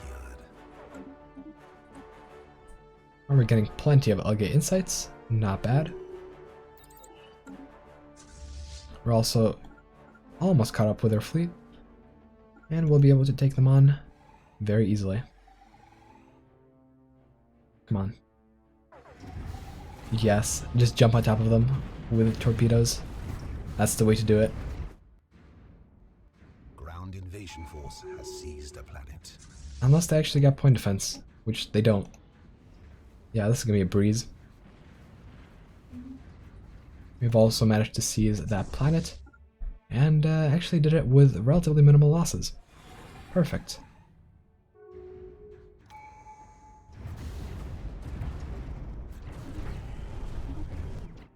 Looks like there was a peace offer over here. Nothing really changed, and we're able to capture this territory once we go ahead and deal with the main threat over in the south. Seems that so far we're assimilating pops quite well. We have 44 pops that are getting assimilated, and soon they will be fully functioning members of our society. Wonderful.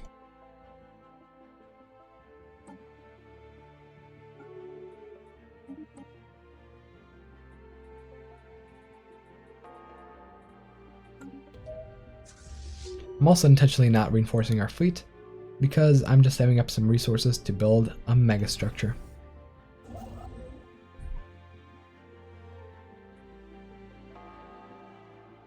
Let's go ahead and build something like a science nexus. Actually, a strategic coordination site. That would probably be more useful at this point in the game.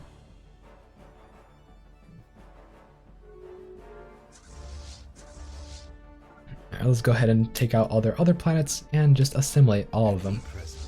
Assimilation is extremely powerful, and if we can just manage our economy while we do it, we can easily just kill everything in the galaxy. Well, not kill, assimilate really. Kill every empire in the galaxy. Oh, that's cute. They're coming towards us.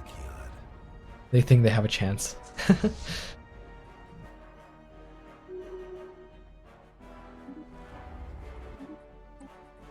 Gotta give it to them. At least they're trying.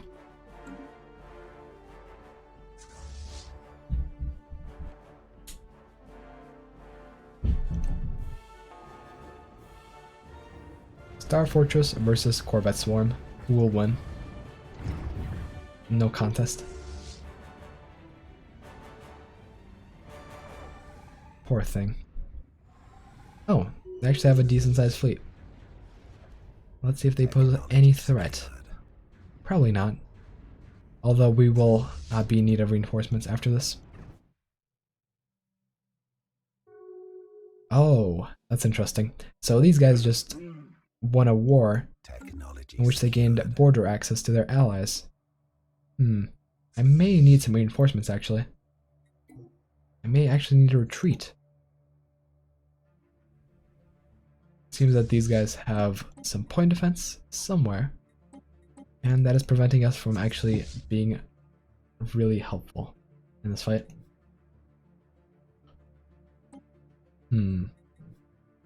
Suppose I can retreat over here and just come back.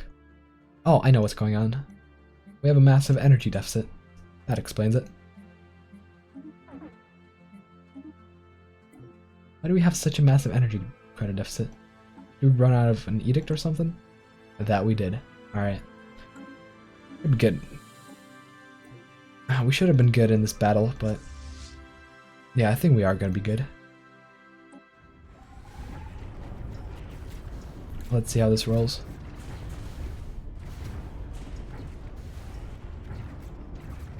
I think we might win. No, we're not going to win. Alright, retreat. Alright, they won the battle right there, but that was because we ran out of energy in the middle of it. Unfortunately. Oh, it may also be stations. Let's dismantle some of these useless ones.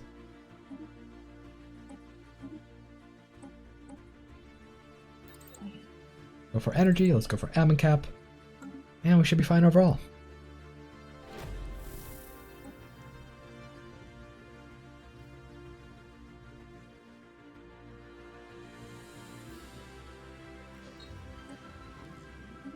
Alright, Rotorman has a question for the chat.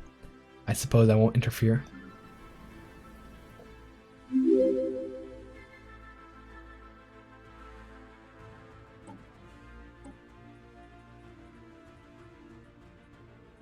Enemy presence exposed. Alright, let's get reinforcements going. That will cost us a lot, but we'll guarantee a victory. Enemy presence exposed. Alright, let's retreat this fleet. Let's try to at least take these guys out. Should be able to with this 16k fleet. Although if they keep piling on, we may have some problems. We also have a habitat over here. We can go ahead and colonize it. And we can also start managing some of the habitats that we already have. Colonization in progress.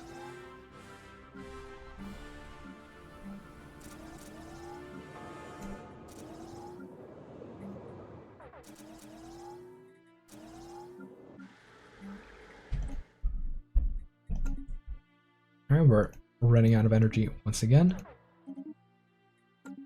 Enemy presence exposed. Let's see.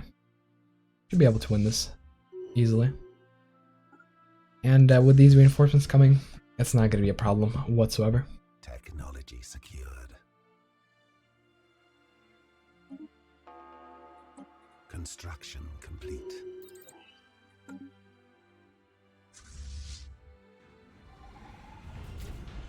I hope he knows he is already dead. He retreated. Rip. Oh no, piracy. Not in our perfect machine Utopia. How could that ever happen?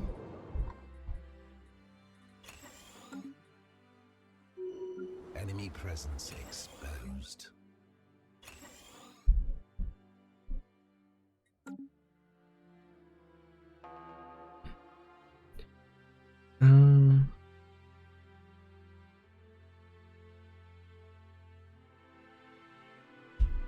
Epic Feather is asking me if the crises are easier than the other empires.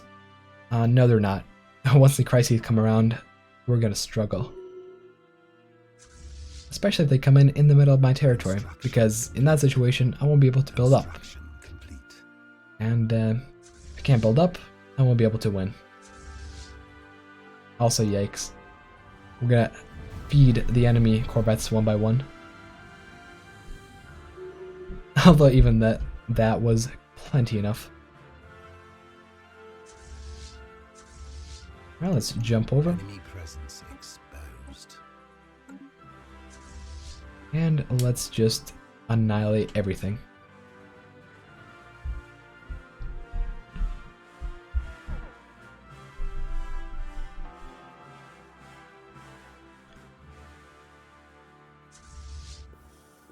Oh, well then. Speaking of crises, the sleepers are awake. It began as a subtle shift in the Roxodium behavior. Scattered reports of their ships, once rarely seen outside their own space, now being spotted in remote systems all across the galaxy. highly advanced scouting vessels visiting ancient ruined worlds, refusing all hails and fleeing when attacked. Their purpose and mission unknown. Until now. Yikes. Alright, well, we have a big contender to deal with. A contender that is only 1, 2, 3, 4, 5 hyperlanes away. Or a single jump drive. Ah, well then. That is going to be a struggle. I'm looking forward to it. These guys want peace now, and they're not getting it. It also seems that our general got the demoralizer trait. Interesting. Army morale damage plus 30%. Not bad.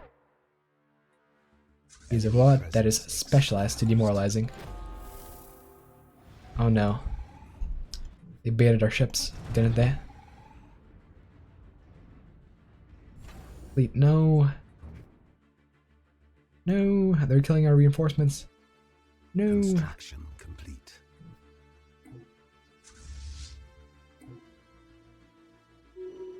Alright, now we can go ahead and get Tistra and put an end to this madness.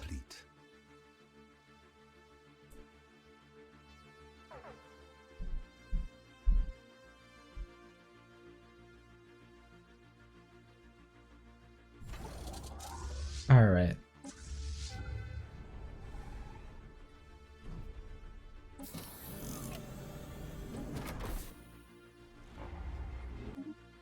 Sphere of influence expanded. Alright, let's see. Where is our transport fleet actually?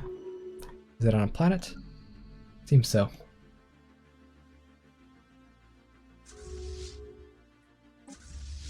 Well, these guys are just running away. Construction. Let's go and get them. Also, we should probably go ahead and demolish some of these stations. We don't need nearly as many.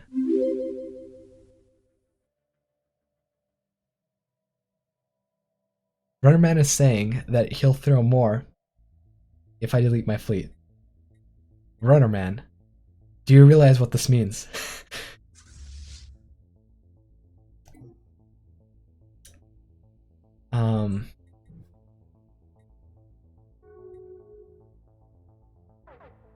Enemy presence exposed. Enemy presence exposed.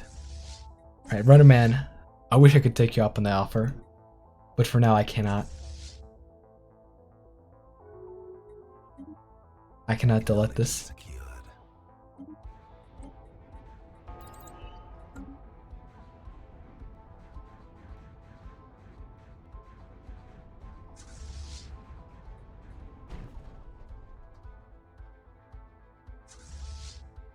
I cannot delete my fleet.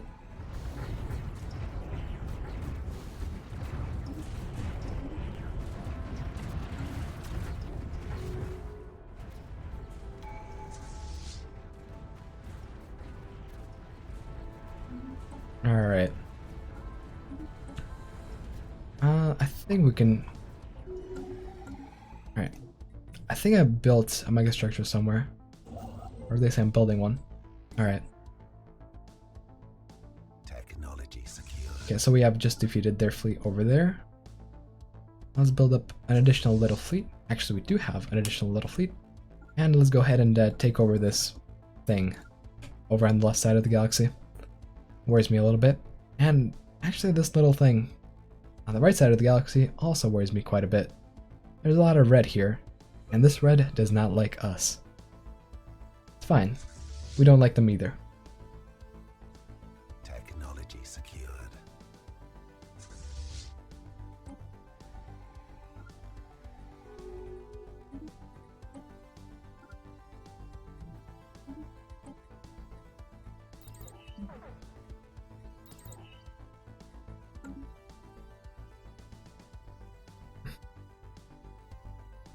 Technology secured. Okay, what is going on here? We still have too many stations. Enemy presence exposed. Why do we have this many stations? God damn.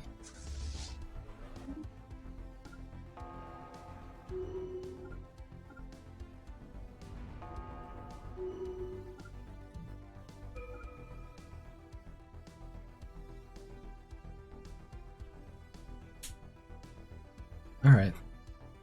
Let's go ahead and advance through their territory. Should be able to see some from the purple guys. Technology secured. Enemy presence exposed.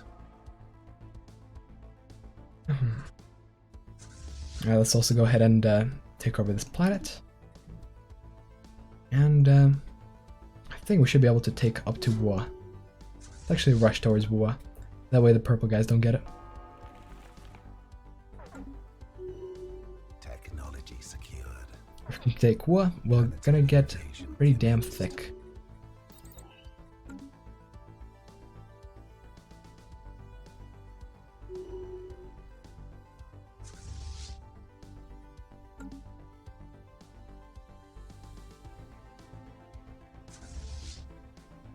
Ground invasion force has seized a planet. Ooh. These are nice chunks of fleet power. We'll have to exterminate them.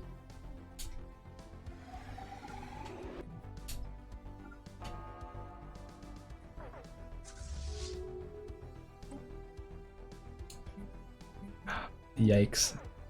We need a lot more energy credits. Go ahead and build a couple of generator districts, I suppose.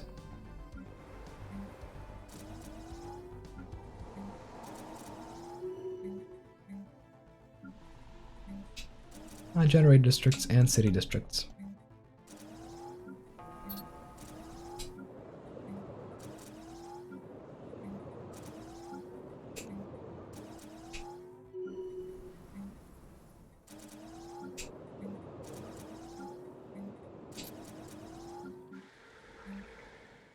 Enemy presence exposed.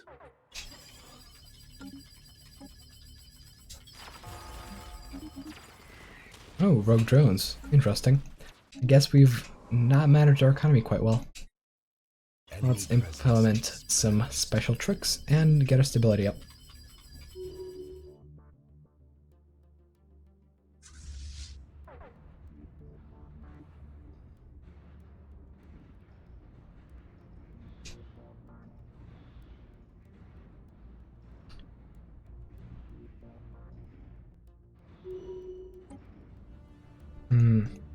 Still lacking energy.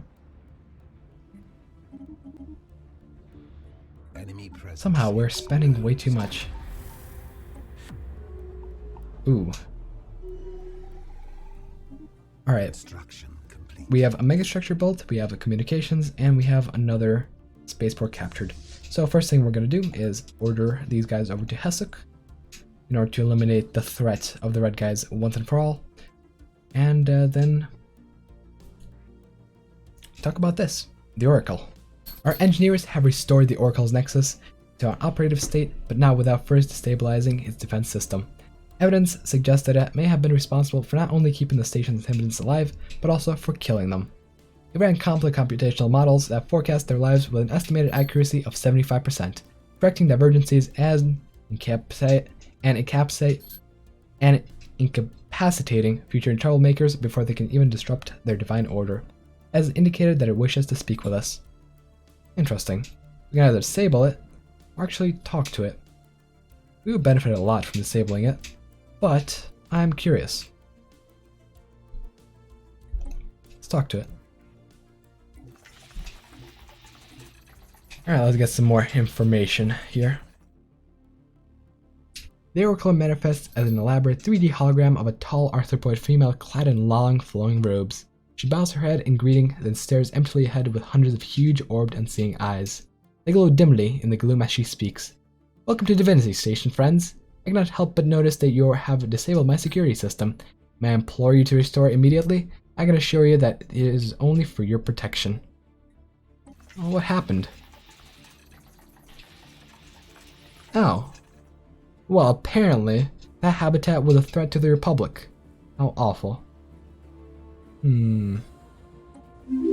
What is a deviation?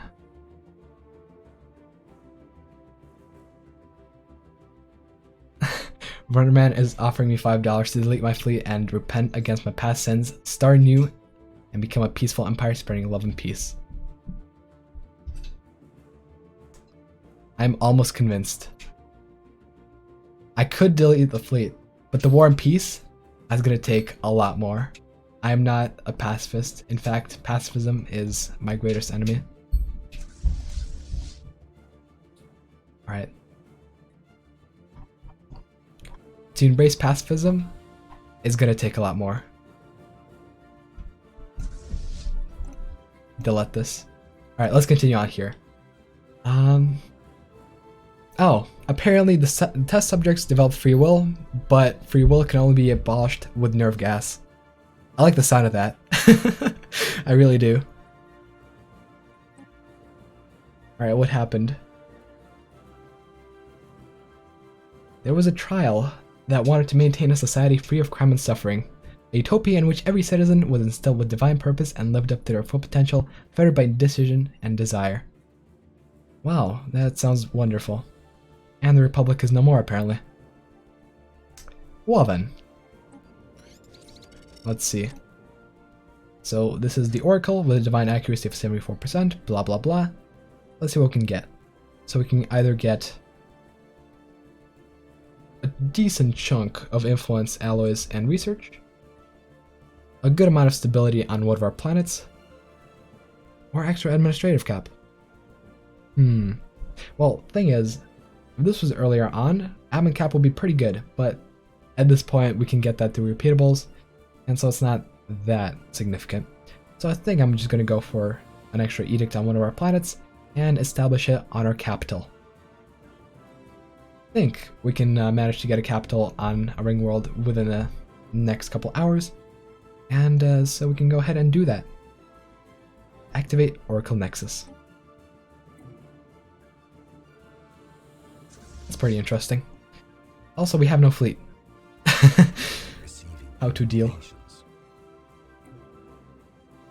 Could leave these guys alive. I could mercy them. But what would the point of that be? There would really be no point. They're still attacking us. We can still attack them. Fuck it.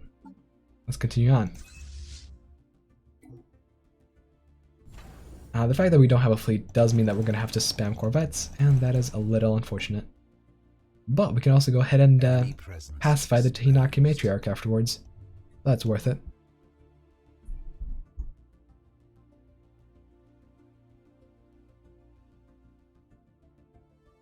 Alex Brown was asking whether that was a thing or did Paradoxers forget to add art. Whenever they're lazy, they just do the no video feed thing. Like, I understand that.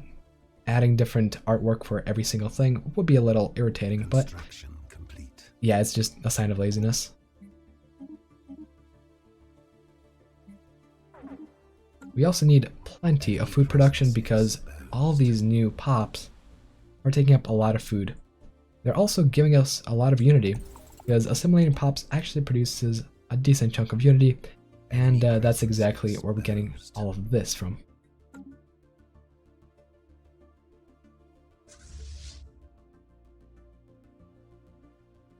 We've also discovered a new archaeological site, a hole in the ground. If only we can sacrifice scientists in there. If only. Construction complete.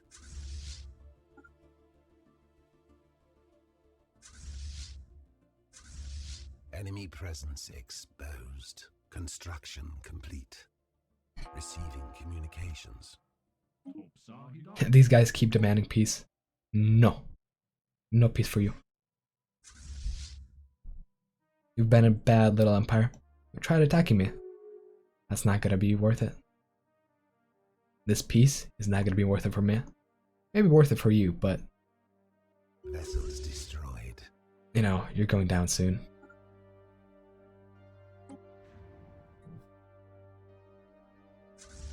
We have more reinforcements on the way. We can probably retrofit the station over to shipyards and produce more fleets on the go. Also probably retreat this transport fleet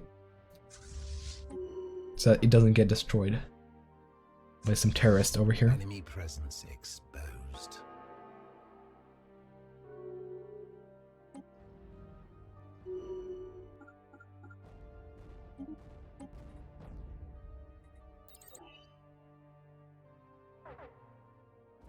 Oh, apparently, I can actually go ahead and set the species rights of some of these guys over to livestock and sell them. Let's see. Let's do a little experiment with one of our many species. These guys are still assimilated, but these guys are not fully assimilated. So let's set their rights to slaves, right? We can set their rights to slaves. I'm pretty sure I will need to set the rights to slaves so we can actually livestock them. I'm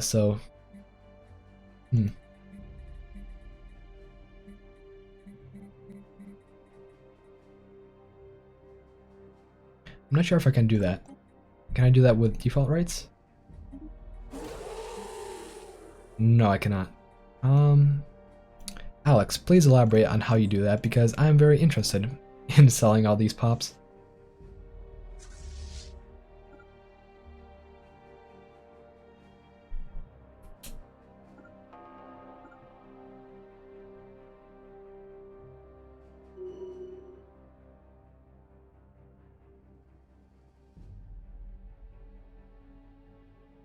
Also, just a little check in the middle of stream. How are you guys finding it? So far, it's been quite successful. We have managed to almost completely assimilate this whole empire over here and defend more or less well against the purple guys. I mean, war is coming over in the north because this fallen empire is gonna be a problem, but we can maybe hold them off. Enemy presence exposed. Enemy presence exposed. Enemy presence exposed. Enemy presence exposed. Oh, what's going on? Save game. Alright. Thought I was gonna crash for a second there. Enemy presence exposed. I like how these guys just keep spamming fleets at us. I mean, it is working. It is annoying the hell out of me. But I wish it did something smarter.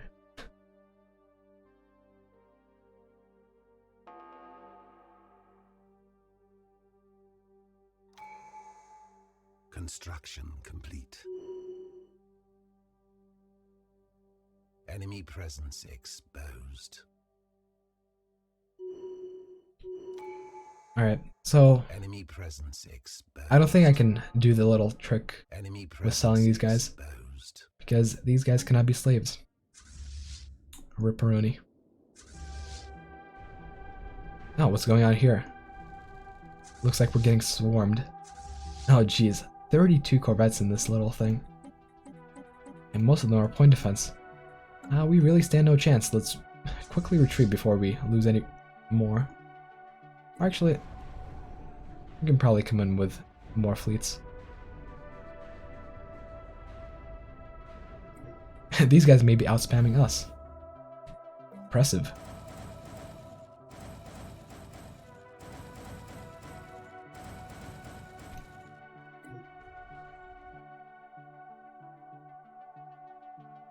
Technology secured.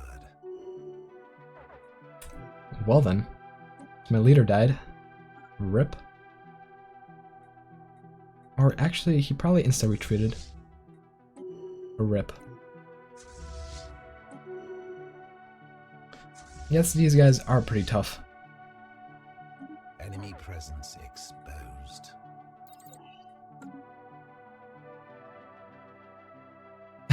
Alex Brown is saying, Stellaris players come up with some new war crimes no one else could imagine coming up with. Yes. That is what Stellaris teaches. Definitely. Ooh, habitats. Free master builders. Not bad. Enemy presence exposed. I have quite a few fleets actually. I am rather concerned. We must spam more corvettes. Planetary invasion commenced. Construction complete.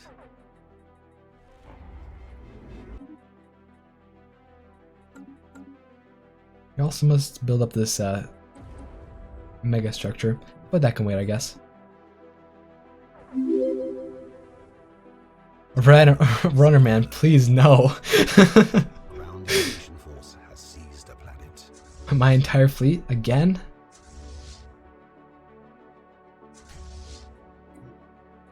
Runner man, you do understand what that means, right? Ah, all right.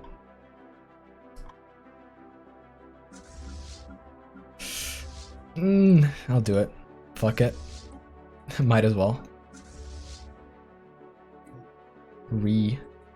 No fleet. I'm now no fleet pleb. This simple assimilation has gone wrong. Oh, McQuicks, that is a great idea. I should probably go Colossus. That way I can assimilate whole planets at a time.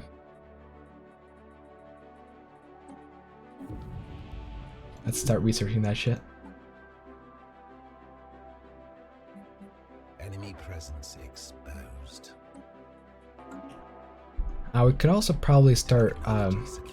you know, serving the debris as well. I kind of forgot about that during this whole war.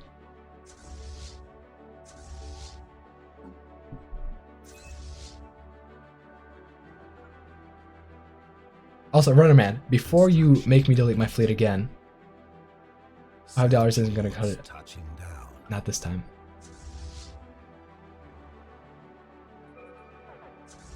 I'm kind of spooked. That's a lot of fleet power. It's just swimming around me.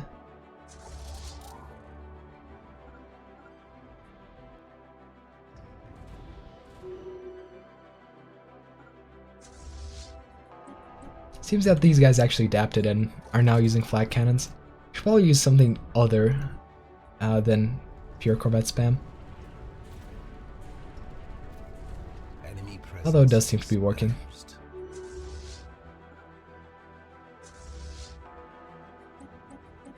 Yeah, these guys actually adapted. I might want to go for something else this time. Let's retrofit our ships.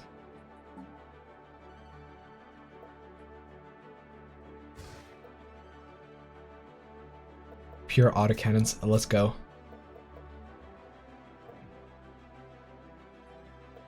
After all, they are spamming projectile weapons. Actually, no. We gotta go for that armor. They're spamming point defense, and going for armor is just gonna completely mitigate that. So I'll just go for some of this. And also cancel whatever fleets are coming up. It's a lot of fleets, isn't it? Alright. Go upgrade, and let's go spam once more.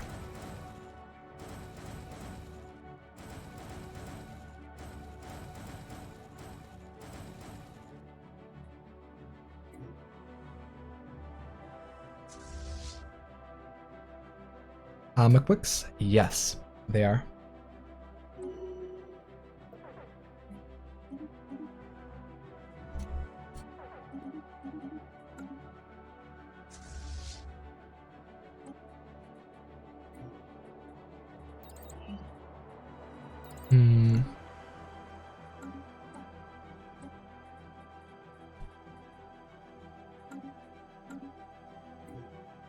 Alright, let's spam fleets from some other points. Vessels upgraded.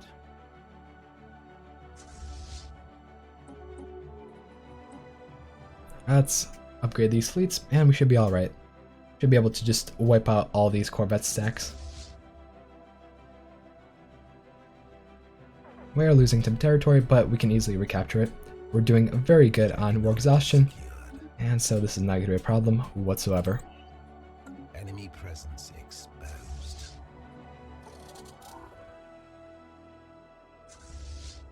Receiving communications. Vessels upgraded. Let's start sending fleets. These guys are taking territory with very small fleets, and I cannot allow that. That's just annoying. AI has learned, but it has learned to be annoying. God damn it.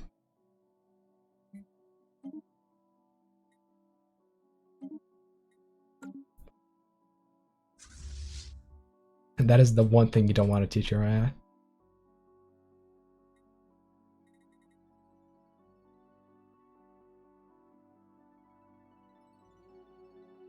Alien Federation formed.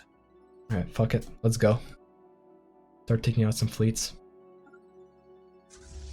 Before it's too late.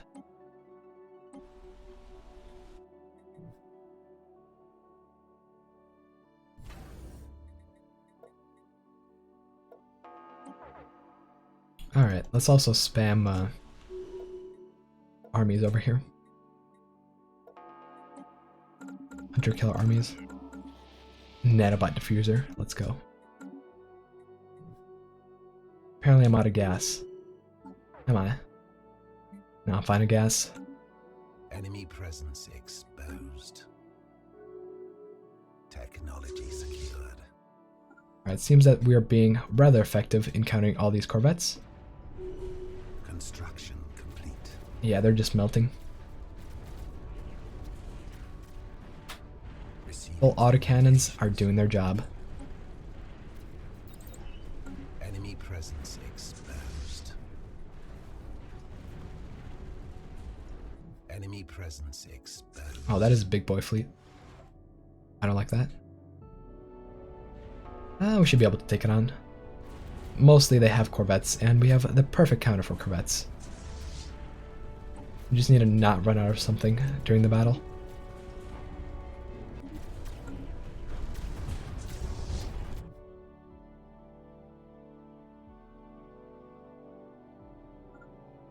Alright, perfect. I think that was pretty much all of their main fleets. Now we can go ahead and take all their systems and hope that we don't get to destroy our fleet again.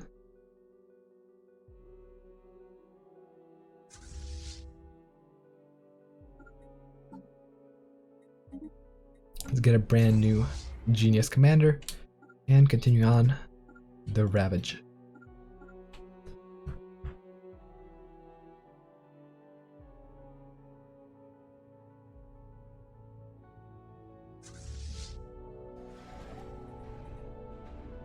Alright, looks like we have dealt with the threat quite well.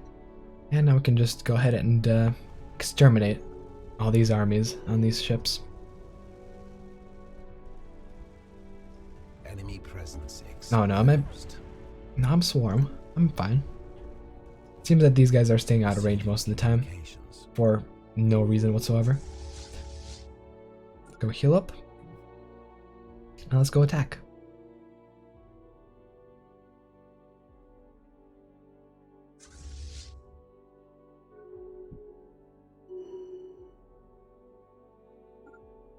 Enemy presence exposed. Oh no. Ambush.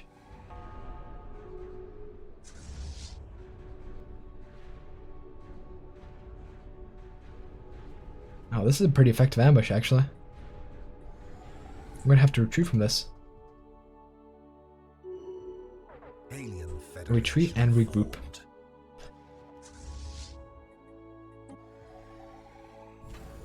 We're gonna have to spam some corvettes to fix this issue.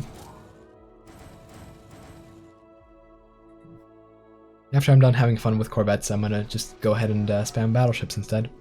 Battleships are the best endgame weapon, and we're just approaching that period. Spamming battleships against these guys, though, would be a massive mistake considering how they mostly use corvettes. Also just got the Colossus technology. Wonderful. Put a shipyard on one of our stations, such as Bish, and get a Colossus going.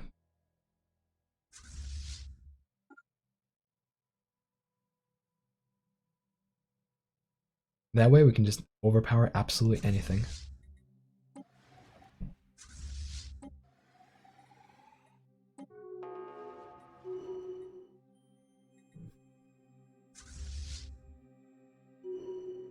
Savage hordes touching down.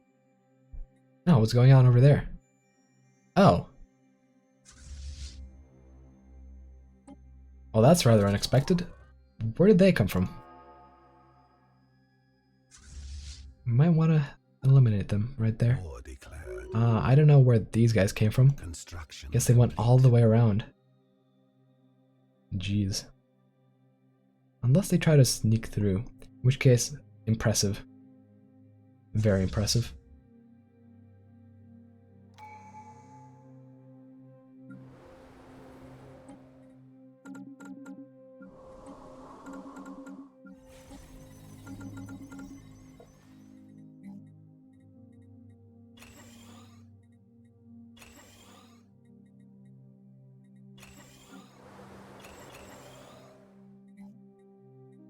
Construction complete.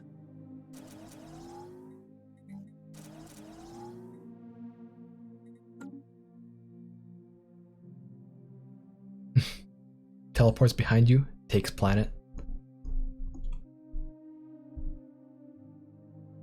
Enemy presence exposed.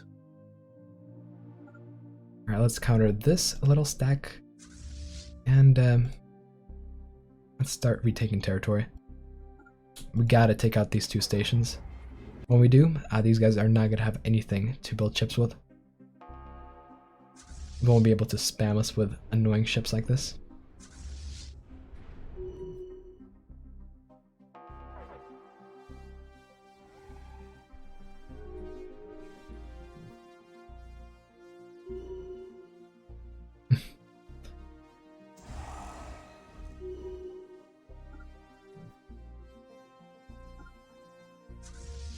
Receiving communications. Oh, that's cute. These guys want peace.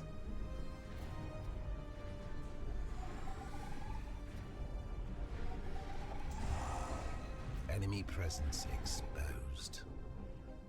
Technology Alright. secured. Now we're beating them finally. Enemy presence exposed. Once more. They're just throwing fleets at us. Hilarious. Enemy presence exposed. Construction complete. It's rather sad, actually. They have nothing else to do. Just kamikaze. Oh god, that's a lot of fleets. Yikes. They're just throwing themselves at us. All these different stacks. All this chaos. Imagine trying to coordinate all that. That'd be awful.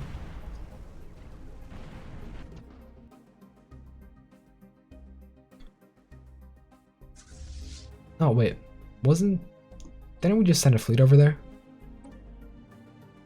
Oh. I guess this is a case of teleports behind you, deletes your fleet.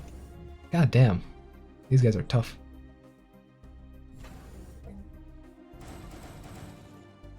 Let's build more ships. How to solve any problem in Stellaris. Just build more ships.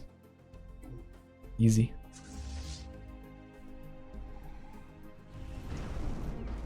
Come on, we just need to take out these 2 stations.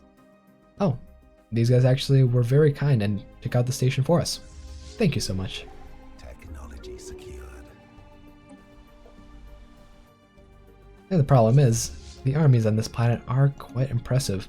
Let's just bombard them to death, shall we? Receiving communications.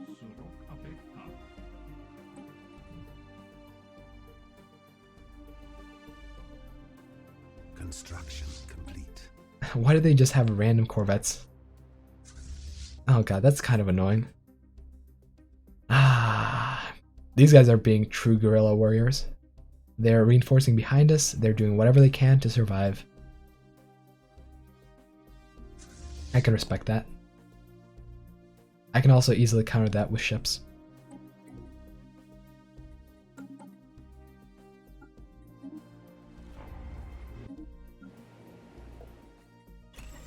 Enemy presence exposed.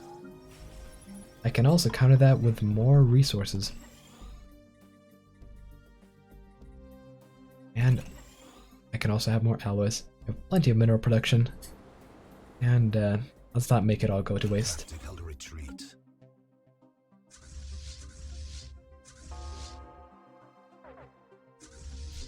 Alright, let's recapture the space and take back what is rightfully ours. Let's see, is this a big... Ah yeah, this is a pretty big planet. Let's spam armies. It's time.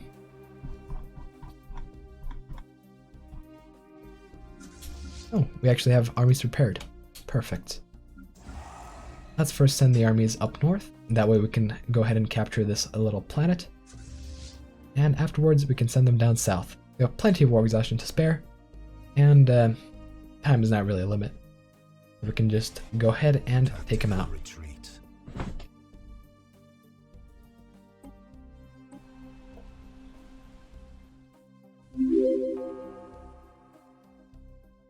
Ah, thank you, Arthur. Wrath Me is asking, so why are Driven Assimilators OP? Let me put it this way. I've taken Unabin at the beginning of the war, and all their pops are now working for me. So that's the power.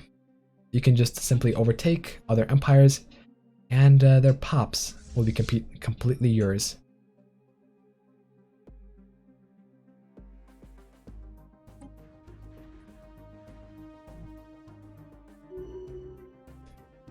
Why is AI so incredibly annoying? Holy hell.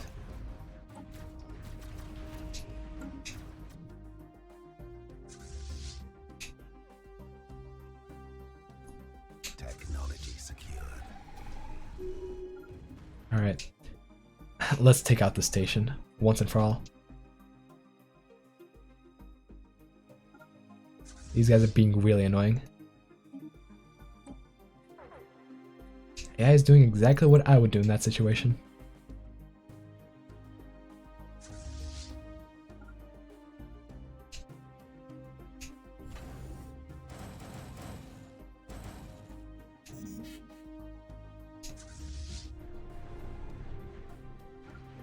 Jeez.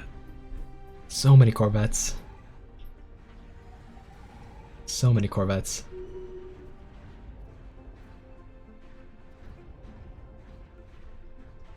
And they're just retreating their Corvettes as well. So they're just coming back. AI. AI. Technology secured.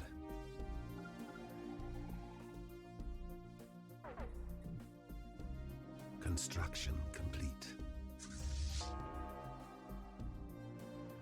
Oh yeah, they're just gonna keep repairing. And I can't really enter that system either, because if I do, they're gonna draw all my ships over to the main station and destroy me. I'm actually being really smart about this. So I'm just gonna have to overwhelm them. Simple as that.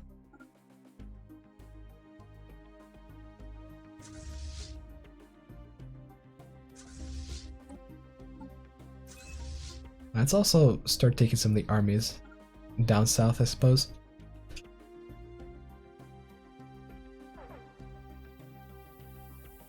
Alex, never bring a knife to a spaceship fight. Yes. Get closer, I want to hit you with my sword. Wrath is me. Is it even worth to play organics anymore? Well, I mean, if you want power, not really. But if you want to get a nice, enjoyable experience, yeah, definitely. Organics are still top in terms of customizability, and machines have nothing on that. Machines have like 5 different civics that are actually worth it, while organics have 20 or so. And so if you play organics, you have a lot more possibilities, and your games are going to be a lot more enjoyable. I like how they actually whittled down my fleet. That is impressive.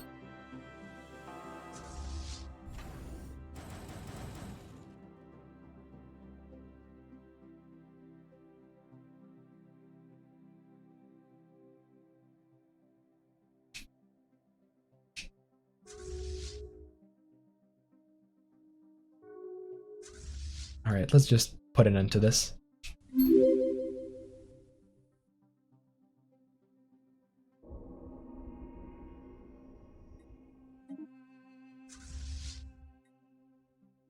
Runnerman, I will never accept peace.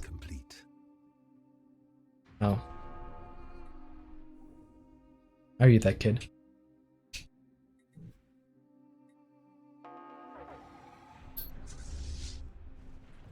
Prove it to me in Discord.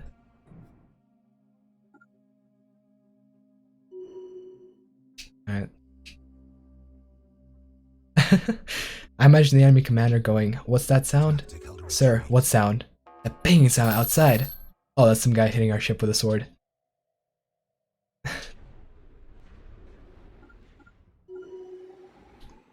Imagine sword battles in space though. That would just be the most awesome thing ever.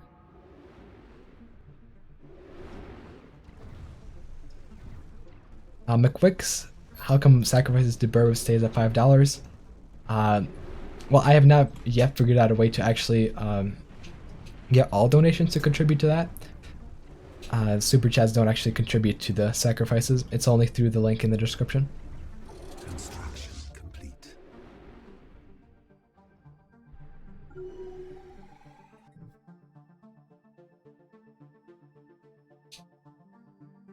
Okay, finally. Technology secured. I've taken out that station over here. I should also be able to take out these two stations because soon enough, I have a feeling they're going to start producing more fleets. Enemy presence exposed. Enemy presence exposed. Enemy presence exposed. Enemy presence exposed.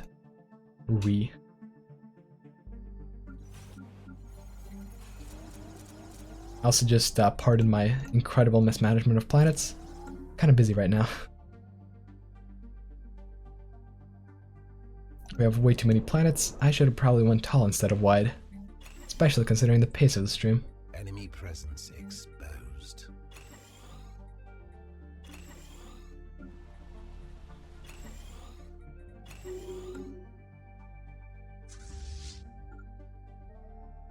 Alright, we should be able to finally clean up these guys.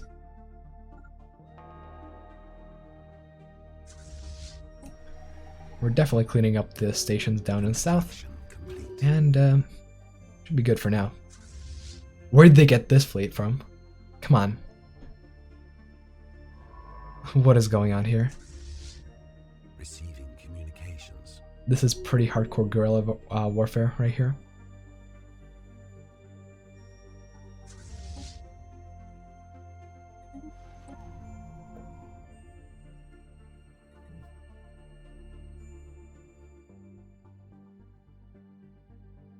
Planetary invasion commenced.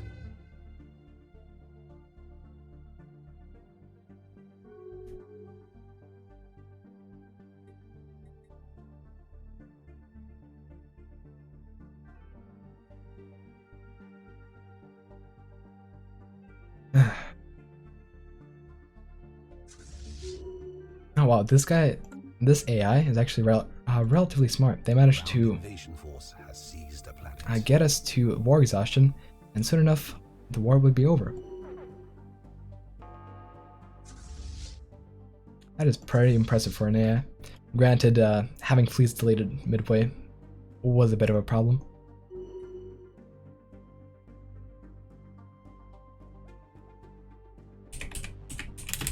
Zero-G construction vessel under attack. Let's at least try to eliminate some of this border gore, and then I should be able to call this war quits.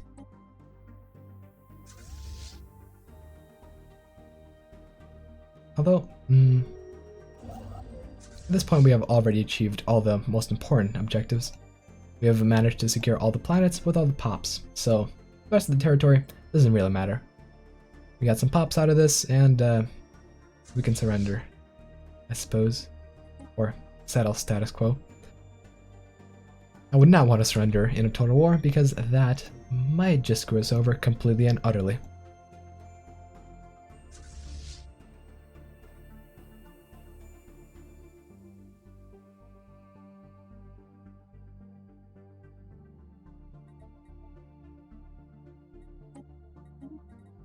Alright, I've also figured out a bottleneck. Apparently most of my corvettes were jump drive capable, but just one of them wasn't, and so we weren't able to jump around at all. Now let's remedy this. Receiving communications. You're not getting away with this, you sneaky little AI. Construction complete.